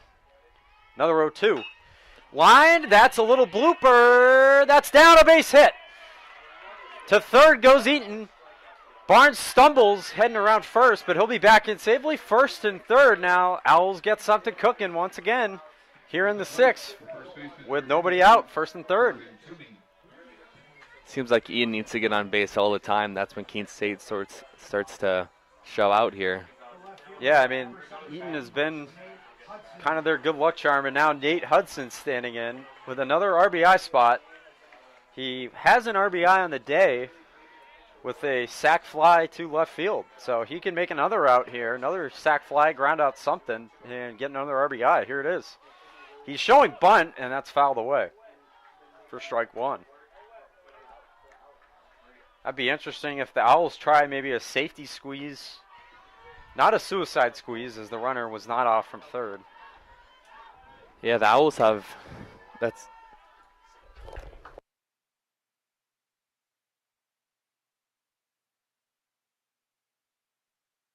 Lined into right field, a base hit.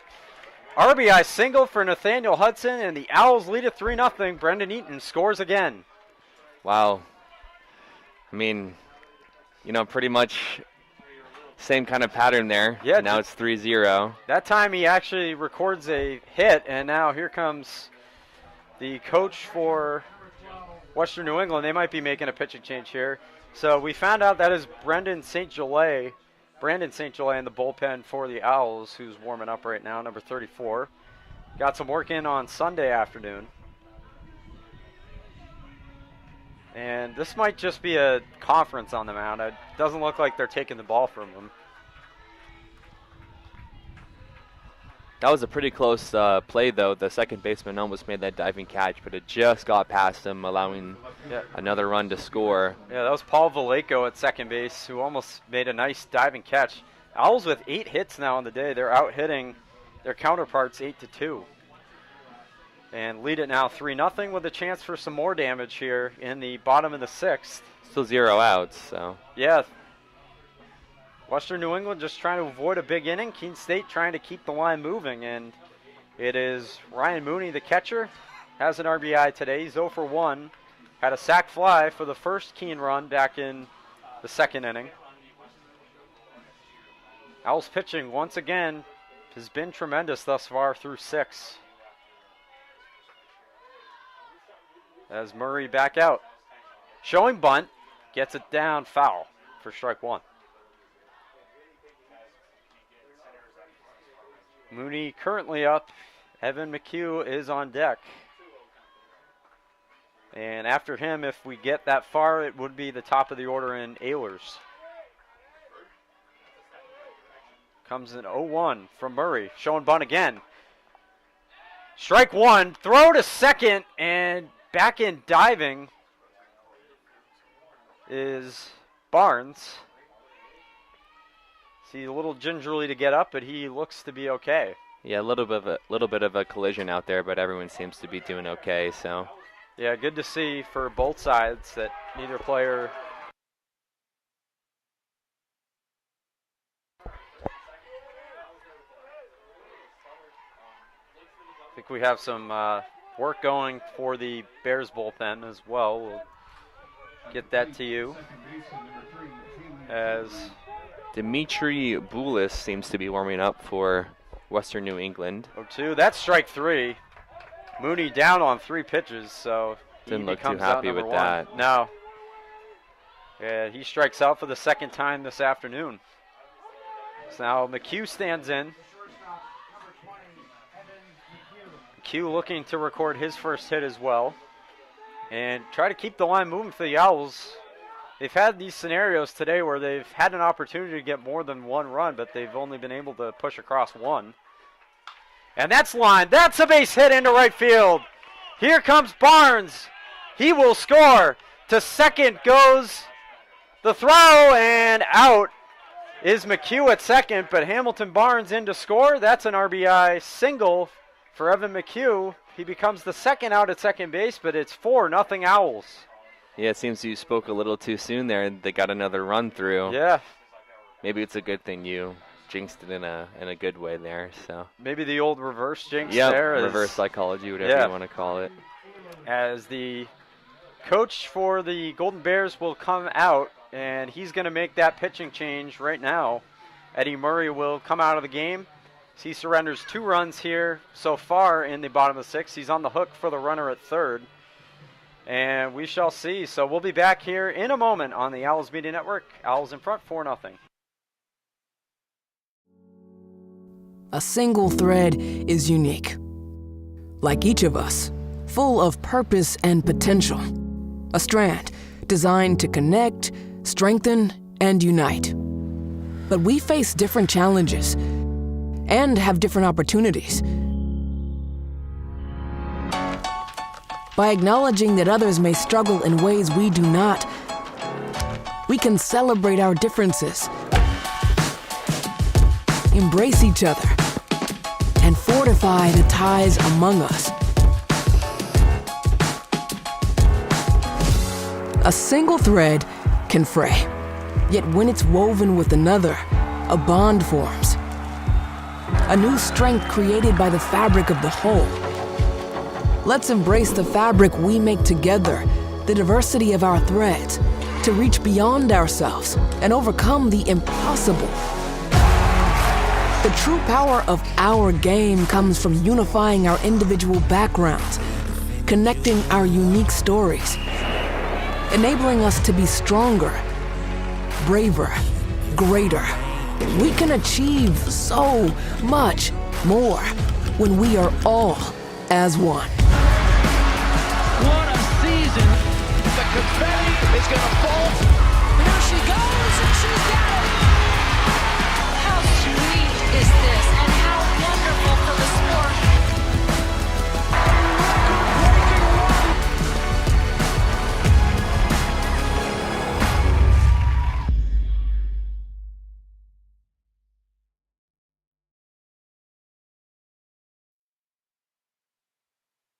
All right, we're back now here, bottom half of the 6th. Owls looking to add on against the right-hander Dimitri Boulis. Will enter the fray. He's 1-0 with a 4.50 ERA coming into today.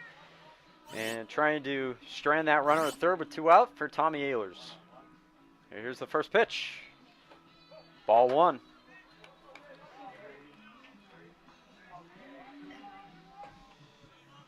So Ehlers trying to drive in Hudson from third. Takes ball 2. Owls have put up 2 here in the bottom of the 6th and now lead it 4-0 over the Bears. 2-0. Lined. That's going to get down off the wall in left field. Hudson will easily score. To second goes Ehlers, an RBI double, and the Owls break it open a bit. It's 5-0. That one almost got out of here for Ehlers. Just off the wall in left field. Yeah, I was thinking to myself, those fences look a little, I don't want to say high, but definitely pretty big out there. So that was high off that left field fence. Didn't miss a home run by much, but he does get an RBI double. So the Owls extend it to 5-0. That'll close the line score for Murray. Ball 1 misses. So Murray allows 3 in the bottom half of the 6th, and now Boulis would be on the hook if he allows a run here. And that one gets away from the catcher as rounding third, but staying put is Ehlers. So that one got away from Shimada, able to get to it fast enough where Ehlers could not try for home, but he'll advance on the wild pitch, and it's 2-0. Yeah, if Keene State is able to make it 6-0, I imagine they're going to, be feeling pretty good for the rest of this game here. So yeah, you can certainly breathe easy with a lead like that. Fouled back by Verano, and that's strike 1.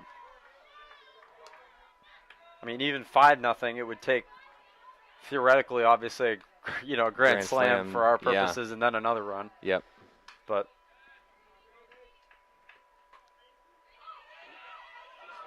the Owls bullpen will try to hold this one. Verano pops it up. Again, foul out of play. Definitely one of the longer at-bats we've seen here. Most of these at-bats have honestly been pretty quick. Yeah, pretty quick, and it's been a lengthy sixth inning, though. Bottom of the sixth for the Owls as they've plated 3 runs so far. 2-2 coming to Verano. In the dirt, nice stop by the catcher, Shimada. And it's a full count now.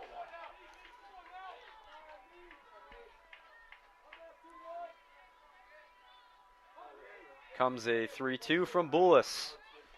Missing in the dirt, ball 4, stopped by Shimada.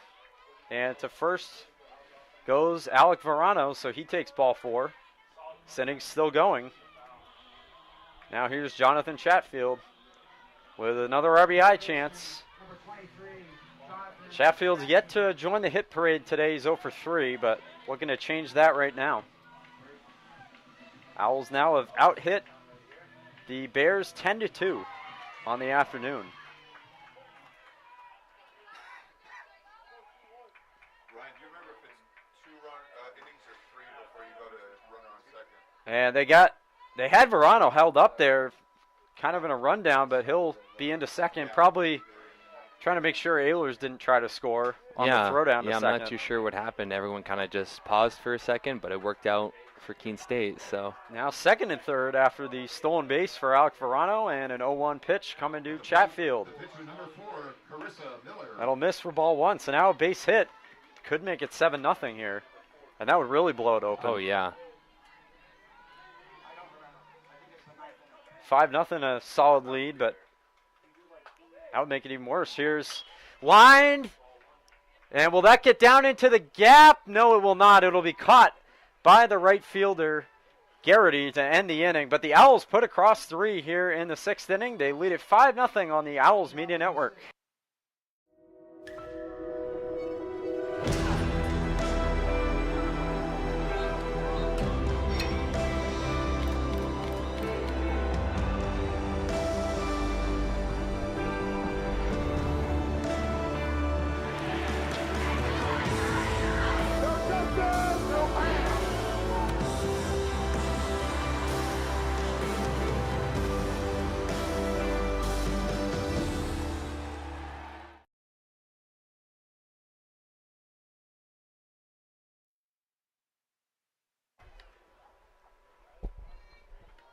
We're back on here in the top of the 7th. Evan Cowley back out his 3rd inning of work, and the Owls extending their lead there in the bottom of the 6th.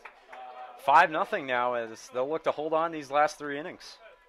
Yeah, I definitely think they have it in the tank to do that. Both of these pitchers have kept it a shutout so far. Can't imagine that's changing too soon here, but never say never, so. Yeah, 8-9-1 coming up for Western New England. It'll be Garrity, Bova, and Vallejo due up for the Bears. And the last few innings, the last few games have been a bit of a struggle for the Owls, but they'll look to right the ship with that this afternoon and pick up their 10th win if they can hold on these last 3 innings. Yeah, this would be a very powering win if they are able to pull this off against, a team like this. So. Yes, it was a good Western New England team coming in. First pitch from Cowley, strike 1.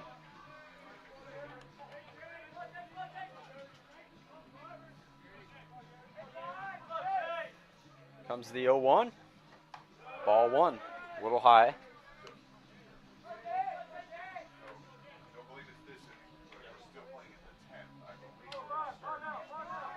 One 1 from Cowley. Lined. That'll be scooped by Barnes. Throw to first, though, not in time. And in fact, it's off the mark. But Garrity did not see it in time to be able to advance to second. So that will be probably a leadoff infield single. That was a tough play there to make for Barnes. Yeah, you can see he was a little late to the throw there. I think he wasn't too sure if he could make that throw, but kind of off balance too. Tough throw across the body from a righty. Yeah. But they were able to keep him at first base, so could have been worse. Yeah, definitely could have been. Garrity didn't really see it, so not able to advance. And here's Bova now, the 9-hitter. 0 for 2. Takes strike 1.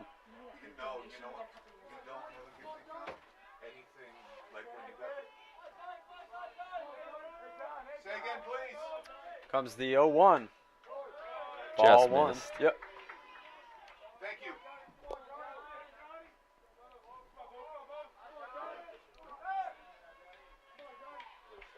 1-1. Throw back to first. In there safely is Garrity.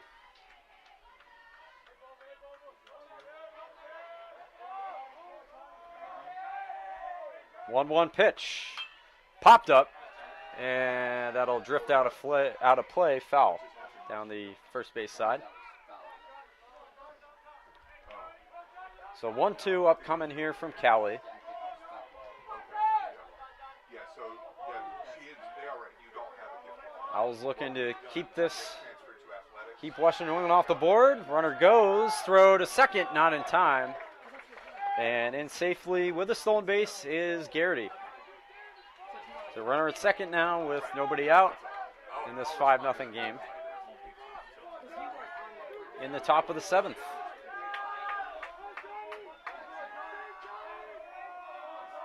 Two from Callie. Misses for ball 3, and he runs it full.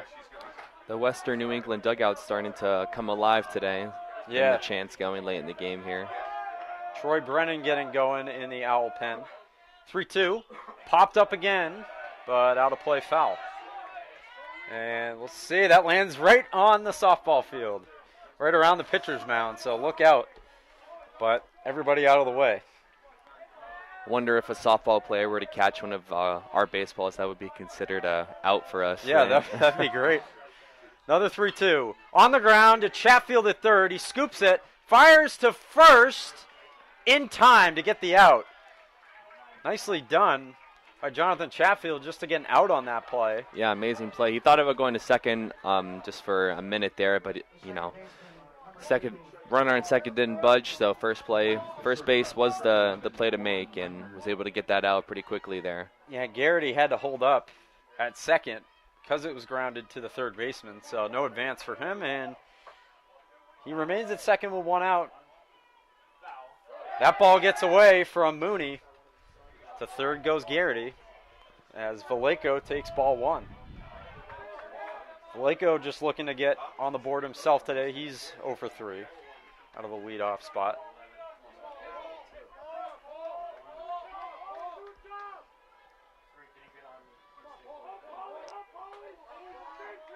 Another good spot for Western New England here, but they've had a few good spots, no production, so we'll see if that changes here in this inning. But yeah, Callie could get out of it.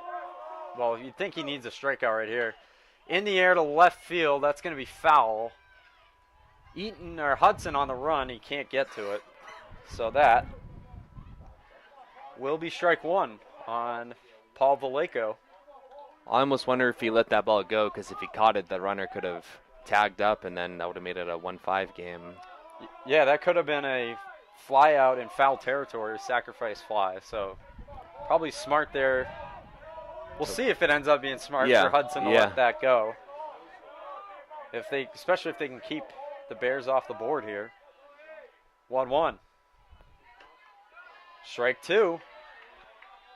Callie a pitch away from getting that big strikeout for out number 2 if he can see if he can do it here. Willis on deck. The 1-2. Vallejo. Popped up and out of play. Foul. So remains 1-2.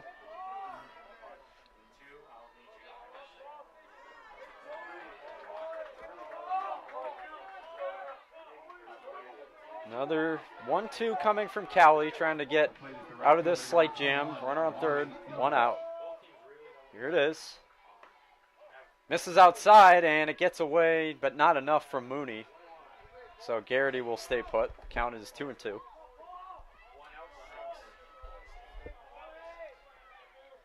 Five 0 Keene State, top of the 7th, 1 out. Vallejo up. And Garrity at third. Trying to get on the board for the Bears. 2-2 from Callie. This is high, ball 3.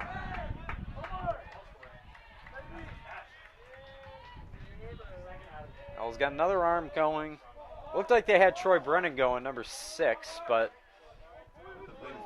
have number 4 going now. Comes the full count pitch from Callie. Here it is, big one. Lined, caught by Barnes at second for out number 2. So that's one way to prevent a run. Yeah, he's making some flashy plays out there at second base today. Yeah, big out number 2 as it was lined, but pretty much right at Barnes. And now here comes Justin Blood out. Likely going to go to the pen here. 2 down, runner at third. And I think this time he'll make the move. He gave Callie, I think, kind of a pep talk last time.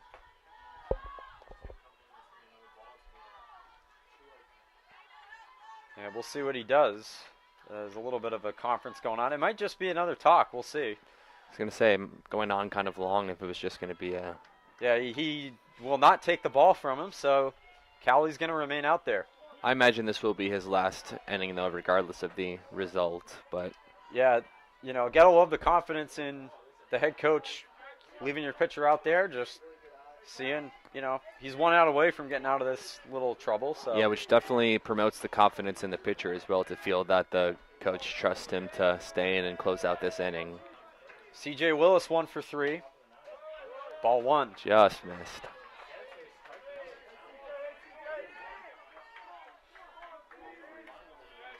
Did not miss by too much. Here it is. Lined to center field. Ehlers going back over his head. In from third is Garrity. Throw coming into second. And that'll be an RBI double. So New England on the board. Western New England on the board. RBI double for CJ Willis. And that'll make it a 5-1 game. So Callie allows that run to score. But there are still 2 out. Still up by 4, so not too much of a blow, but you know that's how these comebacks start, is just those 1 runs here and there. So yeah, and they got their top part of the order up as well. It's Waterbury, who's 1 for 2. He's drawn a walk as well. Trying to get out of it is Callie, and he fires in strike 1. Trying to get out of it with just the 1 run here. And 3 innings of just 1 run allowed would be good for Callie, so that one will miss in the dirt, ball 1. Owls trying to get to the bottom of the 7th, still with a 4-run lead. It's 5-1 now. 1-1. On the ground, foul. And it's 1-2.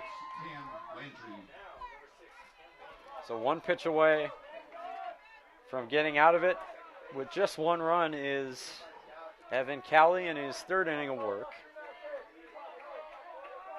Here comes the 1-2. Missing low, ball 2.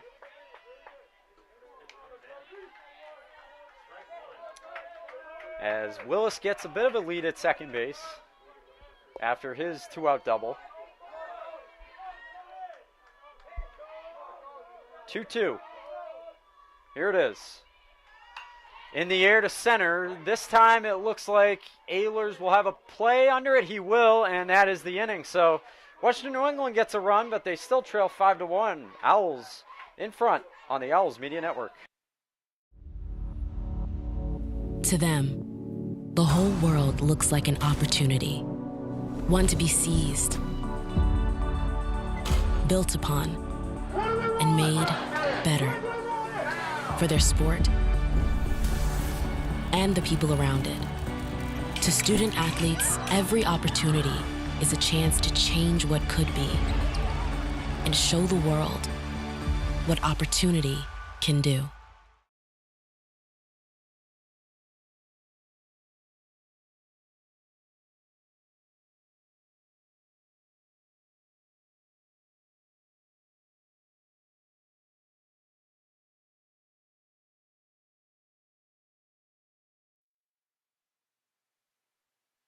Bottom half of the 7th here on the Owls Media Network. Keene State in front 5-1, and we'll have a new pitcher for the Golden Bears. It'll be Aiden Gawoski. And Gawoski is no wins or losses with a 3.86 ERA, so pretty good on the year for him. And he'll be looking to keep the Owls off the board after the Golden Bears finally got on the board in the 7th with their run. As he'll get 4, 5, and 6 beyond Eaton and Barnes coming up for Keene State. And Eaton's had a very good day. He's 3 for 3.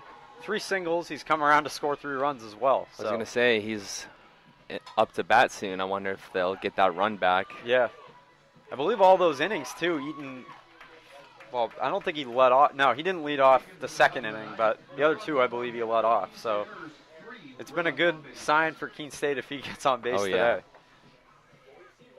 As looks like new pitcher here for Western New England.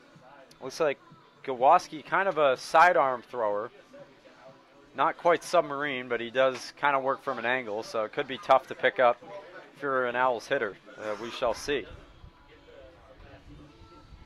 But certainly a chance for the Owls to maybe get that run back, maybe get a couple more back, and make this thing even safer here late in the ball game.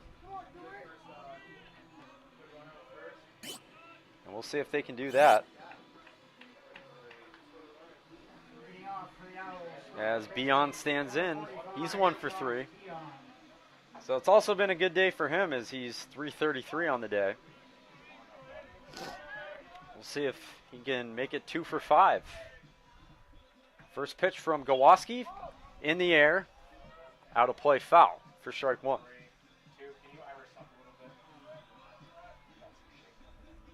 As we mentioned, Gawoski, no wins or losses, and has an ERA of 3.86, so he's been solid out of their bullpen. Here's the 0-1, strike 2. Yeah, I can imagine the angle he throws at definitely is a little confusing to pick up at first for these hitters, but I'm sure if he stays in long enough, they'll pick up on it. Yeah, you don't see too many side armors here in Division III. As that one popped up, it's going to get out of play, foul near the Owls bullpen. So that's Sean Brennan working over there, the brother of Troy Brennan. Sean wearing number 4, Troy is number 6. And both of them can pitch for the Owls. It's another 0-2 from Gawoski. Here it is. In the air to right center. Camped under it there is the right fielder, Garrity, and he makes the catch for out number 1. I can't lie, a lot of these balls that get hit pretty far, I'm always thinking they're going to head out of here, but they never do most of the time. Yeah, either head out or maybe split the gap. Just that was right to the right fielder, and now here's Eaton. As mentioned, 3 for 3, 3 runs as well. See if we can continue the magic here with this at-bat. Yeah. First pitch, here it is. And that's foul down the first baseline. Almost. Off the bat, looked like it might be another fair ball. That would have been like perfectly hit. Oh, yeah. At this point, you're just like, yeah, can't miss today. I know. Just wondering how he's going to get on base. Not if. 0-1 outside. Count runs even. Yeah, just one of those days where you're seeing the ball, I think, tremendously. Mm-hmm. We'll see if that changes with this pitcher throwing with a different angle, but here it is. On the ground. That's a base hit, and Eaton is 4 for 4 with 4 singles. How about that? So he's aboard once again, and we'll see if that omen, that good omen for the Owls continues, if there is such thing as a good omen. Yeah, the script is pretty good today, right? Yeah. Script writers having a time in this one. Yeah. Just kidding, no. But here's Hamilton Barnes. He's also had a good day. He's 1 for 1 and is reached in all 3 at-bats with a walk, also hit by pitch. Takes ball 1.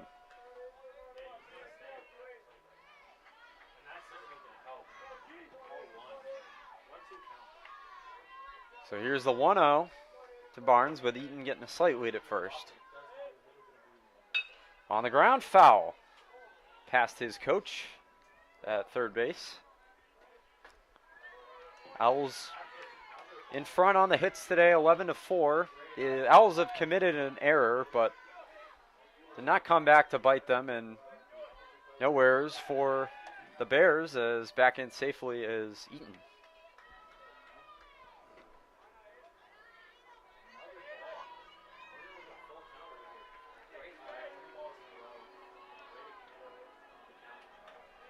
Here's the 1-1 from Gawoski.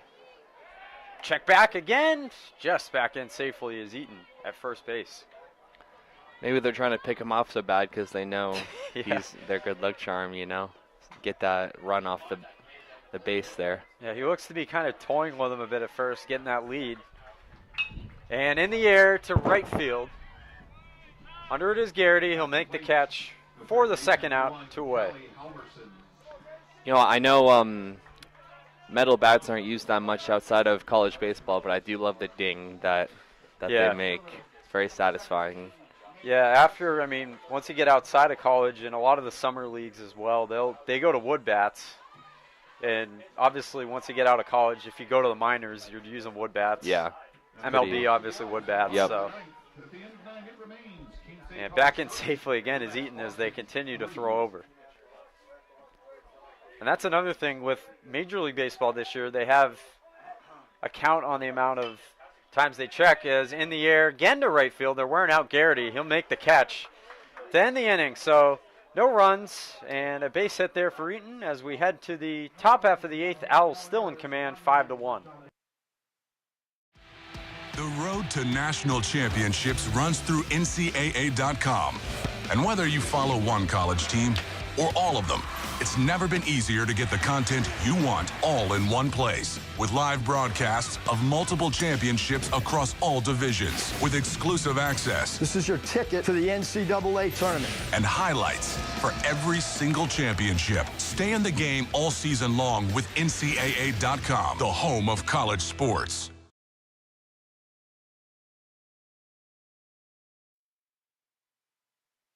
All right, we get the third pitching change of the day for the Owls. Sean Brennan coming out of the bullpen for Keene State, looking to hold down a 4-run lead in the top of the 8th. From Wilton, New Hampshire, number 4, Sean. And as we mentioned, as he was warming, he's the brother of Troy. I was going to say, I think they're related, right? Yeah, both from Wilton, New Hampshire, about 30 to 40 minutes from here. He's got a 1.93 ERA, so looking to put him out this inning here. Yeah, it's been tough out of the bullpen. And Troy was also tough in that opener, the home opener back on last Tuesday against Salem State. And looking to keep that going here.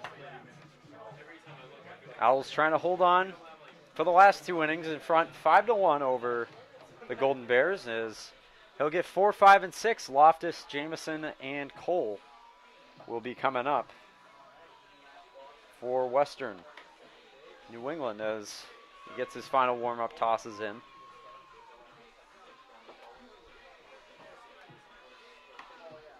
Still playing catch with Mooney, and it looks like umpire signaling he's going to have 2 more left. And looks like he can throw it pretty well as he zips it. Seems to be zipping it in there on the warm-ups. So his last warm-up toss, and in is Loftus. To lead off the top of the 8th, Owls clinging to a 5-1 lead. Sean Brennan definitely does have the pitcher's flow out there with his hair. Yeah, much like Troy too, they basically have the same kind of style. Brothers will be brothers, right? I guess, yeah. So Loftus is 0 for 1 as the DH. He's also been on twice, though.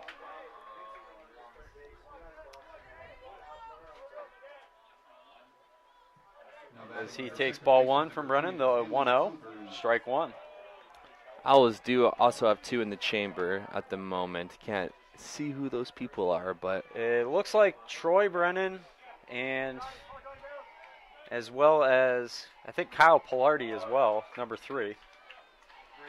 So that one misses for ball 2, 2-1. Well, I wonder who they're going to have close the game out then. Yeah, if they still lead, we'll see who they go to. That one misses, ball 3. So 3-1 on the leadoff man, Loftus.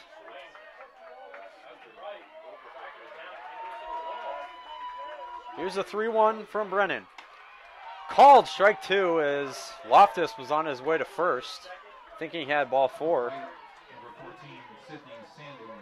And so remaining alive in this at bat is Brennan. Full count pitch. He tries to run through the signs with Mooney. Here it is. And he hits him to lead off the inning. So hit, I believe for the second time today, is Loftus, and he will reach to lead off top of the 8th. As Coach Dan Gomez of Western New England trying to get his guys fired up in this top of the 8th. So Sean Jamison stands in. He's 0 for 3. Brennan with a leadoff runner as he checks him off. Back to Beyond, as mentioned. Owls got Troy Brennan and Kyle Pilardi warming right now. And that one will get away. To second base goes Loftus. Takes a wide turn, but holds up. And another little threat here for the Bears. Still trailing by 4, but you don't want to let them get it too close here late in the game. Yeah, this is how the momentum builds, right? Yeah, it's always kind of keeping the line moving, chipping away. Here's 2-0, or 1-0 in there for strike 1. And if you're Brennan, you can't really care too much about contact. You just want to get those outs. And here's the 1-0, 1-1, strike 2. So working ahead now here of Jamison. Aaron Cole on deck, followed by Shimada if it gets that far. 1-2. Just outside, ball 2. Yeah, I can't imagine Sean's too worried about the runner on second. Even if they do give up that run, it's still 5-2. Yeah, got a lot of wiggle room there. Still 5-2, and especially if you just get out of this inning with just that. Popped up. Brennan, the pitcher, calling to take it himself. He will make the catch, so you don't see that too often. The pitcher handling it. No, yeah. For out number 1, and that's just what the doctor ordered. There's 1 out. The center fielder, number 6, Aaron Cole. So Aaron Cole standing in. As Cole officially 0 for 1 on the line score, but he's also reached a couple other times. Not with hits. Take strike 1. Owls looking to go to 10-11 on the season today with a win. Strike 2. Brennan firing in a lot of strikes since that first batter. Getting ahead of those hitters, keeping them off balance. You got to like to see that. Comes in 0-2. Cut on a miss for strike 3. Sean Brennan gets him, and they're 2 away. So down goes Cole on 3 pitches, and here's Shimada with 2 down. Yeah, Runner still at second. That high fastball, pretty, tempting pitch for that batter. Couldn't catch up with it this time, but yeah, and especially with 2 strikes, you have to kind of protect the plate in that spot. So certainly might be willing to chase more as Shimada takes ball 1 in the dirt.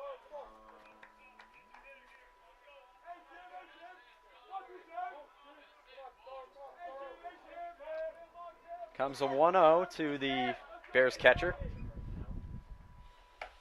High, ball 2. And Garrity, the right fielder, would hit if Shimada reaches.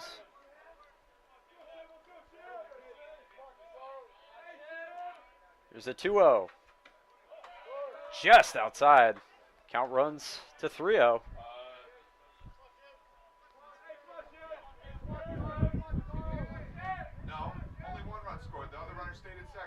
Owls still got action going in the pen. 3-0 from Brennan. That one's in there for strike 1. surprised he didn't green light there and take that swing, but yeah, I guess sign was not on from the coach. 3-1.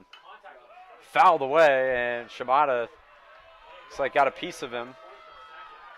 So the count runs full now to 3-2. Brennan battling back a bit. And trying to make this the last Battery faces this inning and get it to the ninth with at least a 5-1 lead.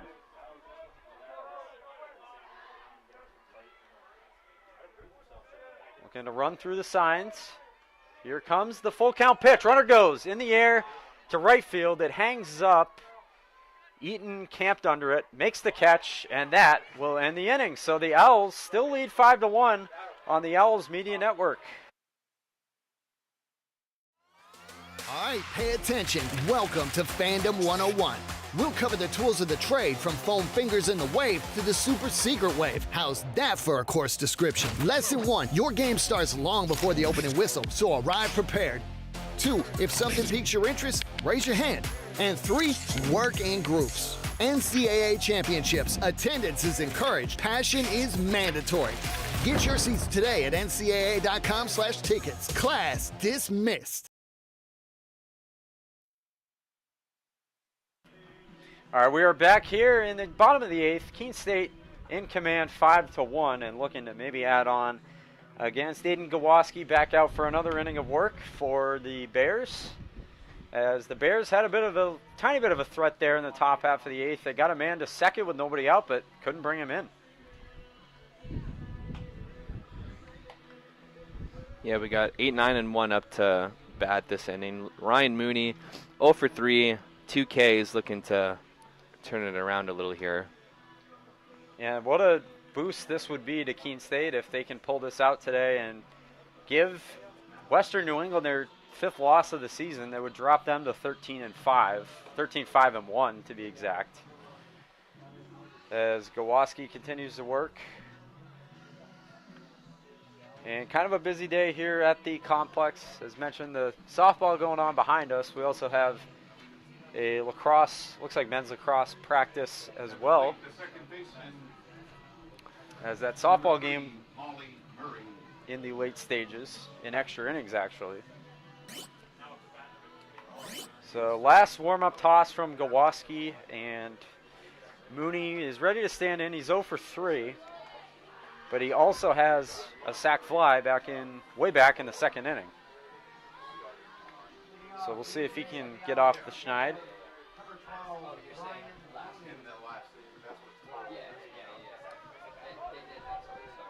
So Evan Cowley not getting the start today, catcher. In fact, he pitched 3 innings of relief. Gawoski fires in ball 1. We're underway in the bottom of the 8th.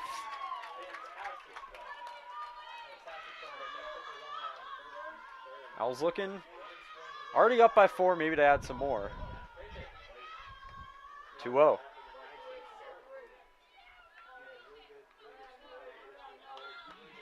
At the plate is the shortstop, number 19, Sarah Cody. Comes a 2-0. On the ground, softly hit. Throw coming in to first, not in time. So that'll be a leadoff single for Ryan Mooney. An infield single, as that ball was hit very weakly down the third baseline. It just died in the grass, and you'll take that.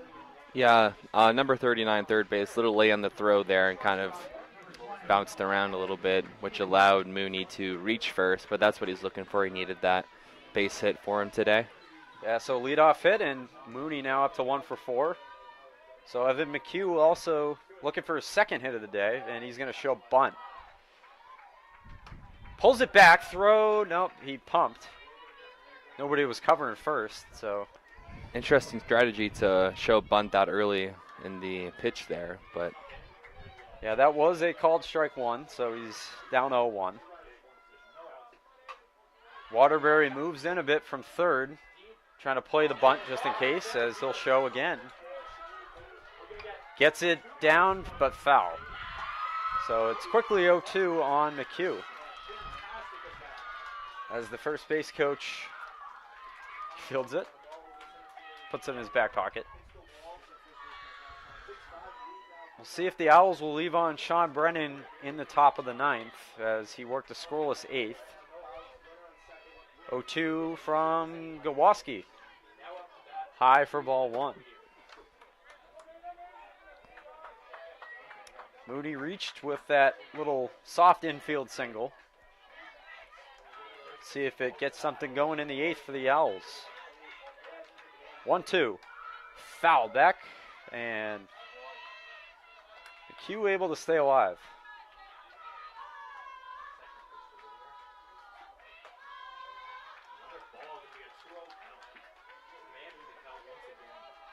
Comes the 1-2.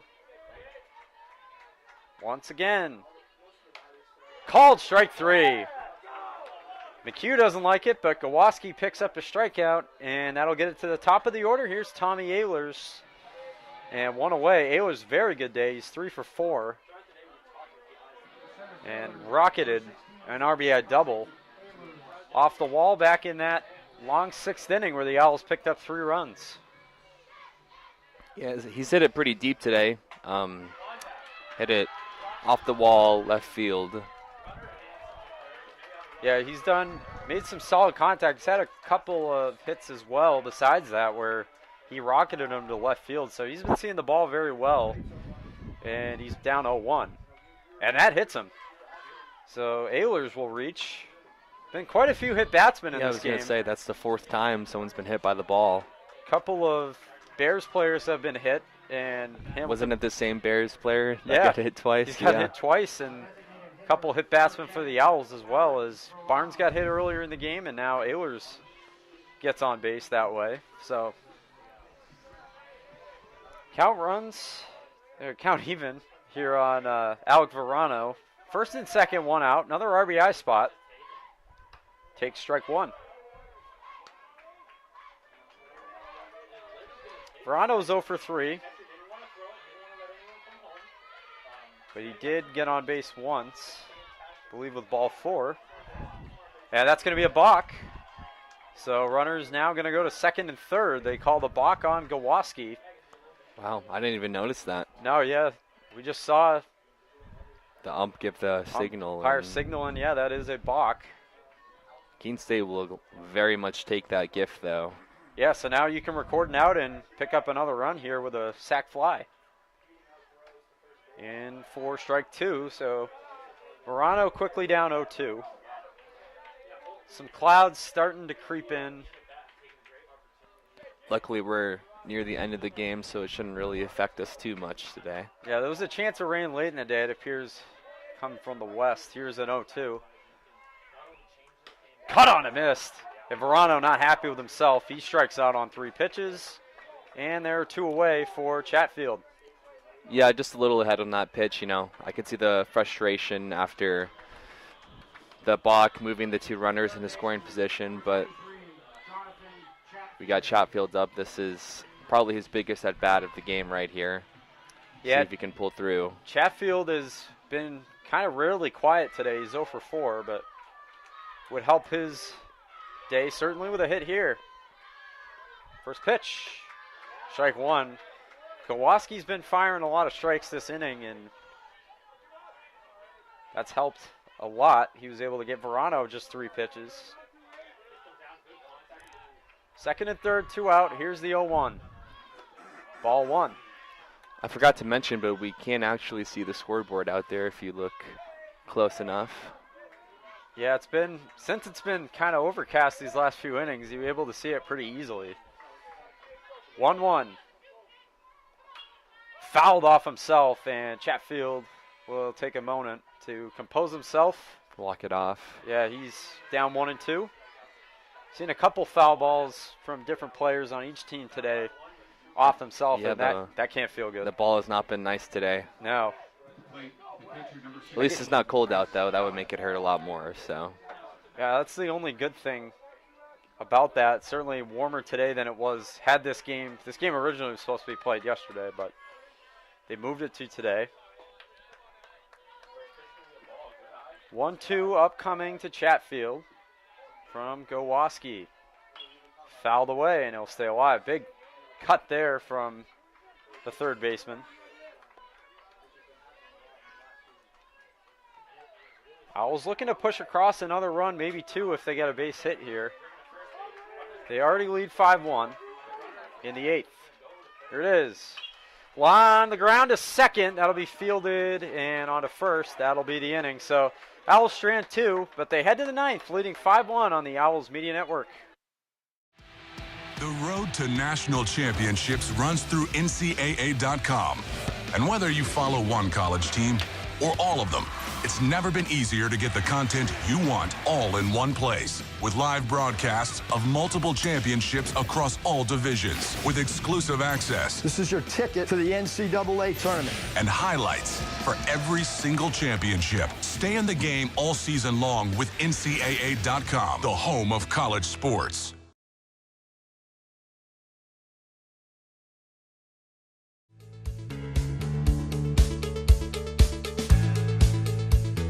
Being a part of the different activities and organizations that I've been a part of, I'm actually able to see myself where I'm like, hey, I actually can make a change. I'm one person that can make a difference. Division III has helped me to develop teamwork skills, critical thinking skills, time management skills. It's not just about basketball, or it's not just about school. It's about developing yourself as a person altogether.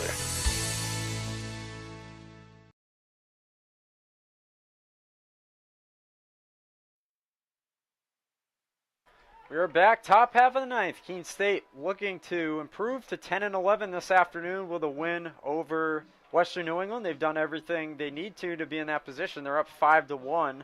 Sean Brennan back out for his second inning of work, looking to close it out. He'll get Garrity, Bova, and Vallejo, so 8, 9, and 1 due up. We got a defensive change, number 5. Is that short? That would be Santos. Santos, yep. So Junior Santos comes in as McHugh will move to third. Jake Garrity leading off. And Brennan looking for the save this afternoon. Owls up 5-1 in the top of the ninth. Keene State still has 2 in the bullpen just in case here. Yeah, first pitch, strike 1. Brennan got ahead of the last few hitters his last inning, and that was a big part in being able to lock it down. On the ground to third. McHugh has it. To first to be on in time. Very quick. First out. 1 away. And it'll now be John Bova, the shortstop. Bova 0 for 3. Has not reached it all today. So 2 pitches, 1 out for Sean Brennan. Strike 1. Gotta love what you're seeing here. He's firing in. Oh, yeah. Strike 1 a lot. He's been around the plate. That's been a pattern for most of the pitchers of Keene State today, being ahead of the count. And that one's lined, fielded nicely on a hop by McHugh to first in time, and that's 4 pitches, 2 outs, 1 out away from a win. How about that? Yeah, what a pick he just made. I thought maybe it was going to be caught on the line drive, but he fielded it on a tough hop. No, yeah. Plays like that are always so satisfying, especially when they gun it over to first just in time. That's baseball for you. Paul Vallejo, he's 0 for 4, been quiet today. Takes ball 1, and he could be the last man to hit here today for the Bears if the Owls can get this last out. Up 5-1, top of the ninth, nobody on. Ball 2 from Brennan. Keene State looking to knock off Western New England, improved to 10-11. Here's the 2-0, high ball 3. And assuming they are able to pull it off, this is going to be quite the win for them. Yeah, it definitely would be. The Owls will have a doubleheader. That's strike 1, 3-1. Owls will have a doubleheader scheduled for Saturday. They're playing 2 home games against Plymouth State, as Plymouth State will actually be the home team in those games. That'll miss ball 4, so they'll have a 2-out base runner for C.J. Willis. 2 for 4. 2 for 4 today. And looking to make this the final out is Brennan. The Owls will have Plymouth State here. Plymouth State will bat as the home team on a doubleheader on Saturday afternoon. Lined right at Santos. That's the ball game. The Owls win it 5-1 today over Western New England. They improved to 10-11. Very big win for them. Oh, yeah, I mean, against a team like this who is already hot, coming in 5 winning streak, you know, Keene State with these young guys able to put them out, they got to go home feeling good today. Yeah, Owls now have an 800 win percentage. They're 4 for their last 5 in terms of wins, and they'll get another one today. So 5-1 your final score. The Owls take it on this Thursday afternoon over Western New England. We'll have Coach Justin Blood with a couple Owls players on after this one in just a moment here on the Owls Media Network.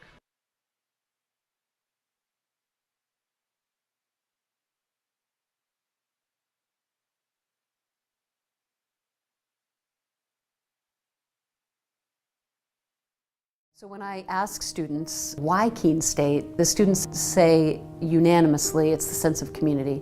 The feel when you walk on this campus is immediately a sense of belonging, a sense of safety, a sense of welcome, and a sense of opportunity and promise. And so I think our students feel that when they come to our campus, and they experience it when they join us. Why students choose this campus is the sense and feel, and also the opportunity and the promise of that opportunity for them when they're making the decision. And why they stay is that we deliver on that promise. We have students from urban environments, from rural environments, and when they come to Keene State in those first weeks of forming a new community, they bring all of those experiences together to create a better Keene State. It's a campus small enough to feel a sense of recognition and identity, and a campus big enough to feel part of something bigger than yourself. This isn't a passive experience, so please get engaged, find a club, make a new group of friends, get involved in a recreational sport activity, in an intramural sport, get involved in a creative performance, go see a show, be a part of this community and squeeze everything you can out of Keene State. And if you do that, I am confident you will have an exceptional experience and your life will be changed as a result of it.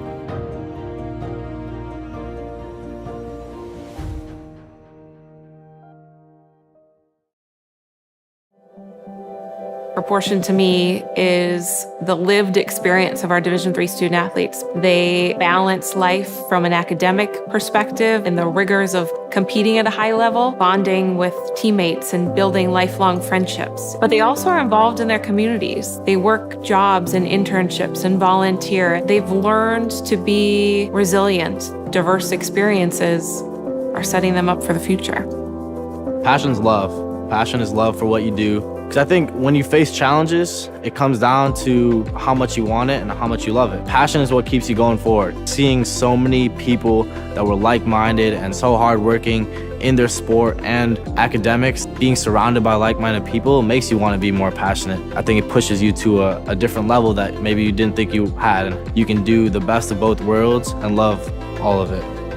A good citizen is someone who wants to make a positive impact, both in their communities and in the world around them. The Division III approach is absolutely the best approach out there for amateur sport because it wants student athletes to explore all parts of who they are. Be successful in the classroom, be successful in competition, be successful in the community. So our student athletes learn what it means to strive for and attain success, but doing it the right way and being good citizens. Comprehensive learning is being able to adapt to experiences and apply the things that I learned. Being an athlete and juggling academics helped me grow as a person, and things that I've learned, I was able to apply it in another field, putting them into everyday life. Developing comprehensive learning helped me prioritize certain things to make sure I get to where I want to be. Responsibility is being accountable for your words and actions, first and foremost. It also is an obligation to be a positive influence in the communities around you. Being in a D3 program, you're going to have lots of different opportunities. You're not just an athlete, you're also involved in student life. Your academics are extremely important. We give a lot of our student athletes responsibilities right from the start by giving them leadership opportunities, by having them engage in the community, being a positive influence. That's being a responsible person. I believe sportsmanship is a mutual admiration and respect for your fellow competitors. We all go through a lot to reach the point where we compete against one another. It's important to realize that. So once we're finally on the field or on the court or on the starting block, we look at each other as fellow human beings and not just competitors. Being able to recognize the hard work that other athletes are putting in creates a more positive and inclusive environment.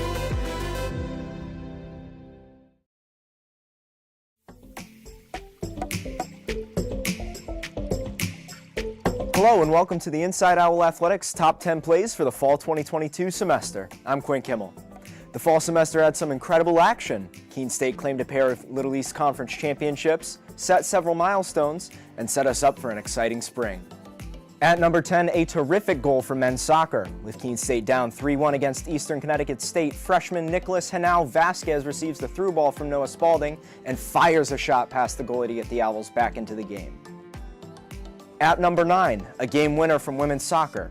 In the 14th minute against UMass Dartmouth, Captain Alexis Skinner picks up the ball from over 30 yards away and hammers home a rocket that grazed the goalie's hands and finds its way into the back of the net. Skinner's first goal of the season gave the Owls a crucial Little East Conference victory. Our number 8 play is the prowess of sophomore Molly Murray from the penalty spot. The Owls midfielder was a perfect 5 for 5 on penalty strokes this season and is 7 for 9 in her career. She netted penalty stroke goals against Colby Sawyer, Eastern Connecticut, Plymouth State, Smith, and WPI this season.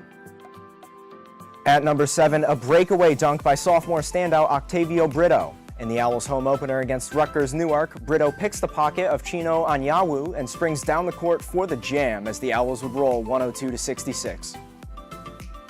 At number 6, the return of women's basketball co-captain Jackie Alibrandi. After missing more than a year with an injury, Alibrandi marked her return to the court against Rhode Island College on December 10th. With 2 minutes left in the second quarter, she goes up for the layup plus the foul and converts the three-point play to get the Owls within 1. At number 5, an outstanding individual effort by men's basketball co-captain Jeff Hunter. Facing MIT just after Thanksgiving, Hunter tips away the inbound pass, corrals the ball, and heads down court to finish with a slam dunk as the Owls would finish with the 102-90 win. Our number 4 play is a milestone for men's basketball co-captain Jeff Hunter. In an early season matchup against Southern Maine, Hunter backs in late in the first half and gets the friendly roll to become the 38th player in school history to score 1,000 points. Hunter finished with 22 points, 15 rebounds, and 3 assists on the day. At number 3, Keene State's women's cross country captures their first LEC title since 2018. The Owls placed 4 runners in the top 10, led by junior Maggie St. John, who was second in 19 minutes, 48.7 seconds. Also earning all conference honors included graduate student Grace Furlong, sophomore Aurora Couto, and freshman Anna O'Reilly, as the Owls won the race by 18 points.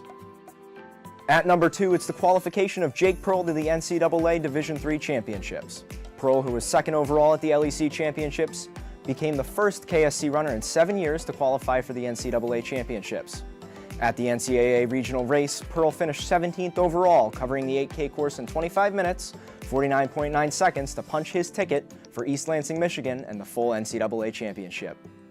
And our number 1 play of the semester comes to us from Keene State Volleyball. The Owls, who had not won the LEC championship since 2008, faced Plymouth State in the conference championship game.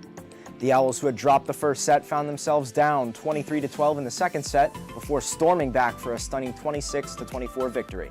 And after dropping the third set, Keene State rallied to tie the match with a 25-22 fourth set win.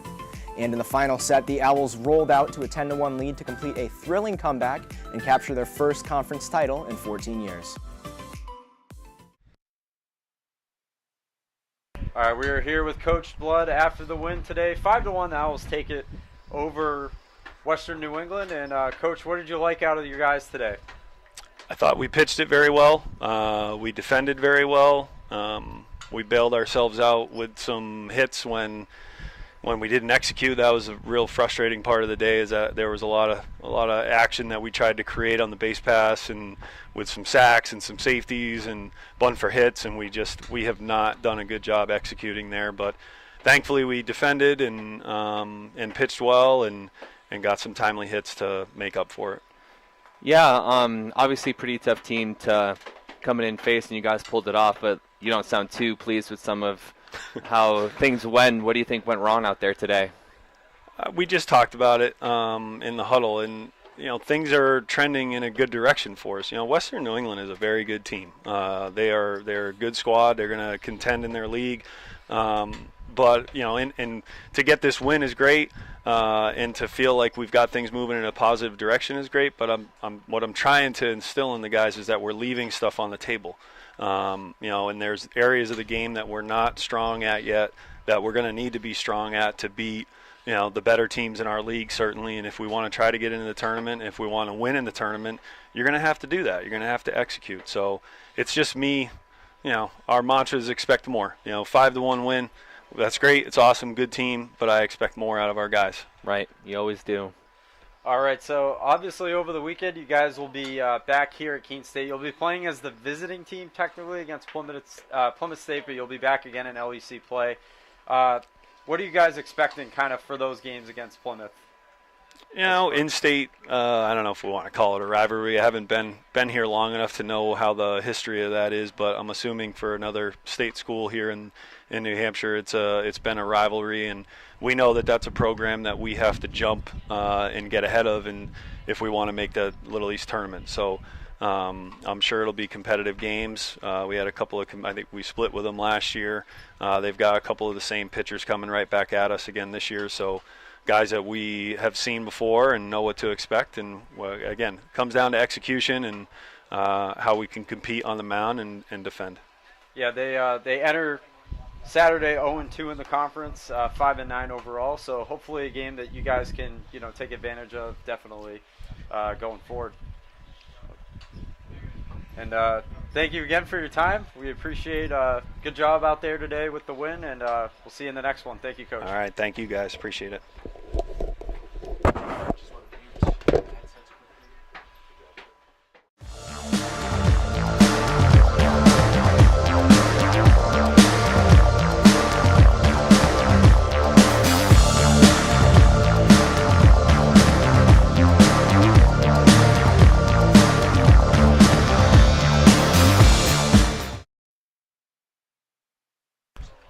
All right, we're here with one of the Brendans this afternoon, Brendan Eaton, out in right field. And we know this is kind of a big year for you, Brendan, coming back from an injury last year. How did you feel? Obviously, you looked great out there. You're 4 for 4 today. What was kind of working for you at the plate? Just letting the ball get deep, let it travel. Just starting to get in the groove of things after missing this summer, and I'm just happy to be out here with the guys playing again. Yeah, most of the times you were on, it seems like you guys were able to score. Do you think you getting on kind of showed the other guys, let's build this momentum, let's get these runs in? Yeah, it's always helps when you get the leadoff guy on. I think I might have been the leadoff guy twice today, so that always helps, definitely getting the leadoff guy on, put some pressure on the pitcher right away. So you guys got great work, particularly out of your pitching as well today. Obviously, the other Brendan we're going to interview, Brendan Muse, had a great day. What did you kind of think of that as a teammate? What did you think he had working for him? I know that Brendan can shove, so, just needs to get back in the groove of things. And, the guys out of the pen have been great all year, so giving us a chance to win ball games, and that's really all you can ask for. Throw strikes, not walk guys, and let the defense make some plays. And what would you say you're probably looking forward to the most against Plymouth State? Obviously an in-state rival, kind of chance to renew that rivalry this year. Yeah, like I said, I hope we play our best baseball like we did last weekend, like we did most of this week. I know we got some areas of improvement, but, I'm just excited to compete against the in-state rival. So. All right. Thank you very much, Brendan. Good day out there, 4 for 4 today with 4 singles, and we'll look forward to seeing you probably again at some point this year. Yeah, appreciate it, guys. Thank you. All right, pay attention. Welcome to Fandom 101. We'll cover the tools of the trade from foam fingers in the wave to the super secret wave. How's that for a course description? Starting pitcher. Oh. All right, now we are here with Brendan Muse, starting pitcher today for the Owls. You went 4 scoreless innings, and what did you think you have working out there? You seem pretty confident. Today I kind of just focused on more of getting back to my timing. So, this year I'm not going to sugarcoat it. I've been struggling a little bit. And I think the main reason of that is just because I've been rushing, because I've been keeping the pitch clock in mind and just not going at my own pace, not my tempo. So today I kind of just took my time, felt more relaxed. I was able to lock into where I wanted to throw the ball a little bit better. So, just felt like everything was working, curveball, changeup, fastball. Yeah, it seems like you had something to prove with today's game, and you definitely, I would say, performed better than you were expected to. Do you think you're feeling a lot better about yourself after today's good performance? I always knew I could be a good pitcher. 3 bad games, it's frustrating. You got to get by it. Got to make sure you don't say anything that ruffles some feathers when you're frustrated. But, it's just knowing that, like, if you're struggling, like, don't hop off. Like, stay in the gym, keep working, do your thing. Like, you'll get back there. Like, if you know you're gonna be back there, like, you think you have the stuff, like, you'll be there. So this season, I mean, especially kind of watching down in South Carolina, you work sometimes out of the bullpen. How do you kind of shift your mindset from, you know, working out of the bullpen versus maybe opening up the game with a few innings? I didn't come out of the pen. Oh, I'm sorry. Yeah, we're thinking about. Sorry, I was thinking about. But kind of, what's your mindset going into, you know, starting a game? Just give it my best stuff, 100%, every single pitch. I'm not gonna shy away. Like, if you're throwing 80% for a pitch, then what are you doing? Like, it should be 100% every single pitch. Hit your spots, change speeds, mix pitches, keep the hitters off balance, get weak contact, and throw strikes. And kind of, you know, you said obviously you've had kind of a tough start to the year. How do you maybe go into every outing, you know, even with that kind of in the back of your mind, and say, you know, I'm going to, you know, keep going out there and keep pitching hard? I think it's just about going about it with my timing. Because, like I said, like, I've been rushing just because the pitch clock rule. It's been in the back of my head. We haven't seen anyone get called for it, so today I just wasn't going to let it affect me. I wasn't going to let myself rush, so that way, like, I didn't have my grip set, or like I wasn't locked in on the target. I wasn't going to focus so much on the guy on second, because this year I've been trying to keep more of an eye on that. But today I just felt like I was locked in on the plate. I was locked in on Mooney, my catcher, and things went well. So. All right, great stuff from Brendan Eaton today. 4 scoreless in the 5-1 win over the Western New England Golden Bears. And thank you, Brendan, for joining us up in the booth today. And look forward to see you again at some point this year. Thank you. The road to national championships runs through NCAA.com. And whether you follow one college team or all of them, it's never been easier to get the content you want all in one place. With live broadcasts of multiple championships across all divisions, with exclusive access. This is your ticket to the NCAA tournament. And highlights for every single championship. Stay in the game all season long with NCAA.com, the home of college sports. All right, we're back. Ryan Goodwin and Cooper Bean on the Owls Media Network. And the Owls will have a pair of games once again from the athletic complex. They'll be batting as the road team, but they will be facing Plymouth State, who's 5-9 on the year overall and 0-2 in the conference. So definitely look forward to those. Yeah, I wonder if that's going to mess with them a little bit, you know, being away at their home team, home turf. But, you know, it doesn't seem like as hard of a team as New England was today, and they did pretty good against Western New England. So they should be feeling pretty good going into that doubleheader on Saturday. We'll certainly look forward to being at that one. And for Ryan Goodwin, I'm Cooper Bean. You can catch the next one as well on the Owls Media Network. Signing off for today. You have been watching a Keene State Athletics broadcast on the Owls Media Network. Please tune in to our next broadcast, and thank you for watching.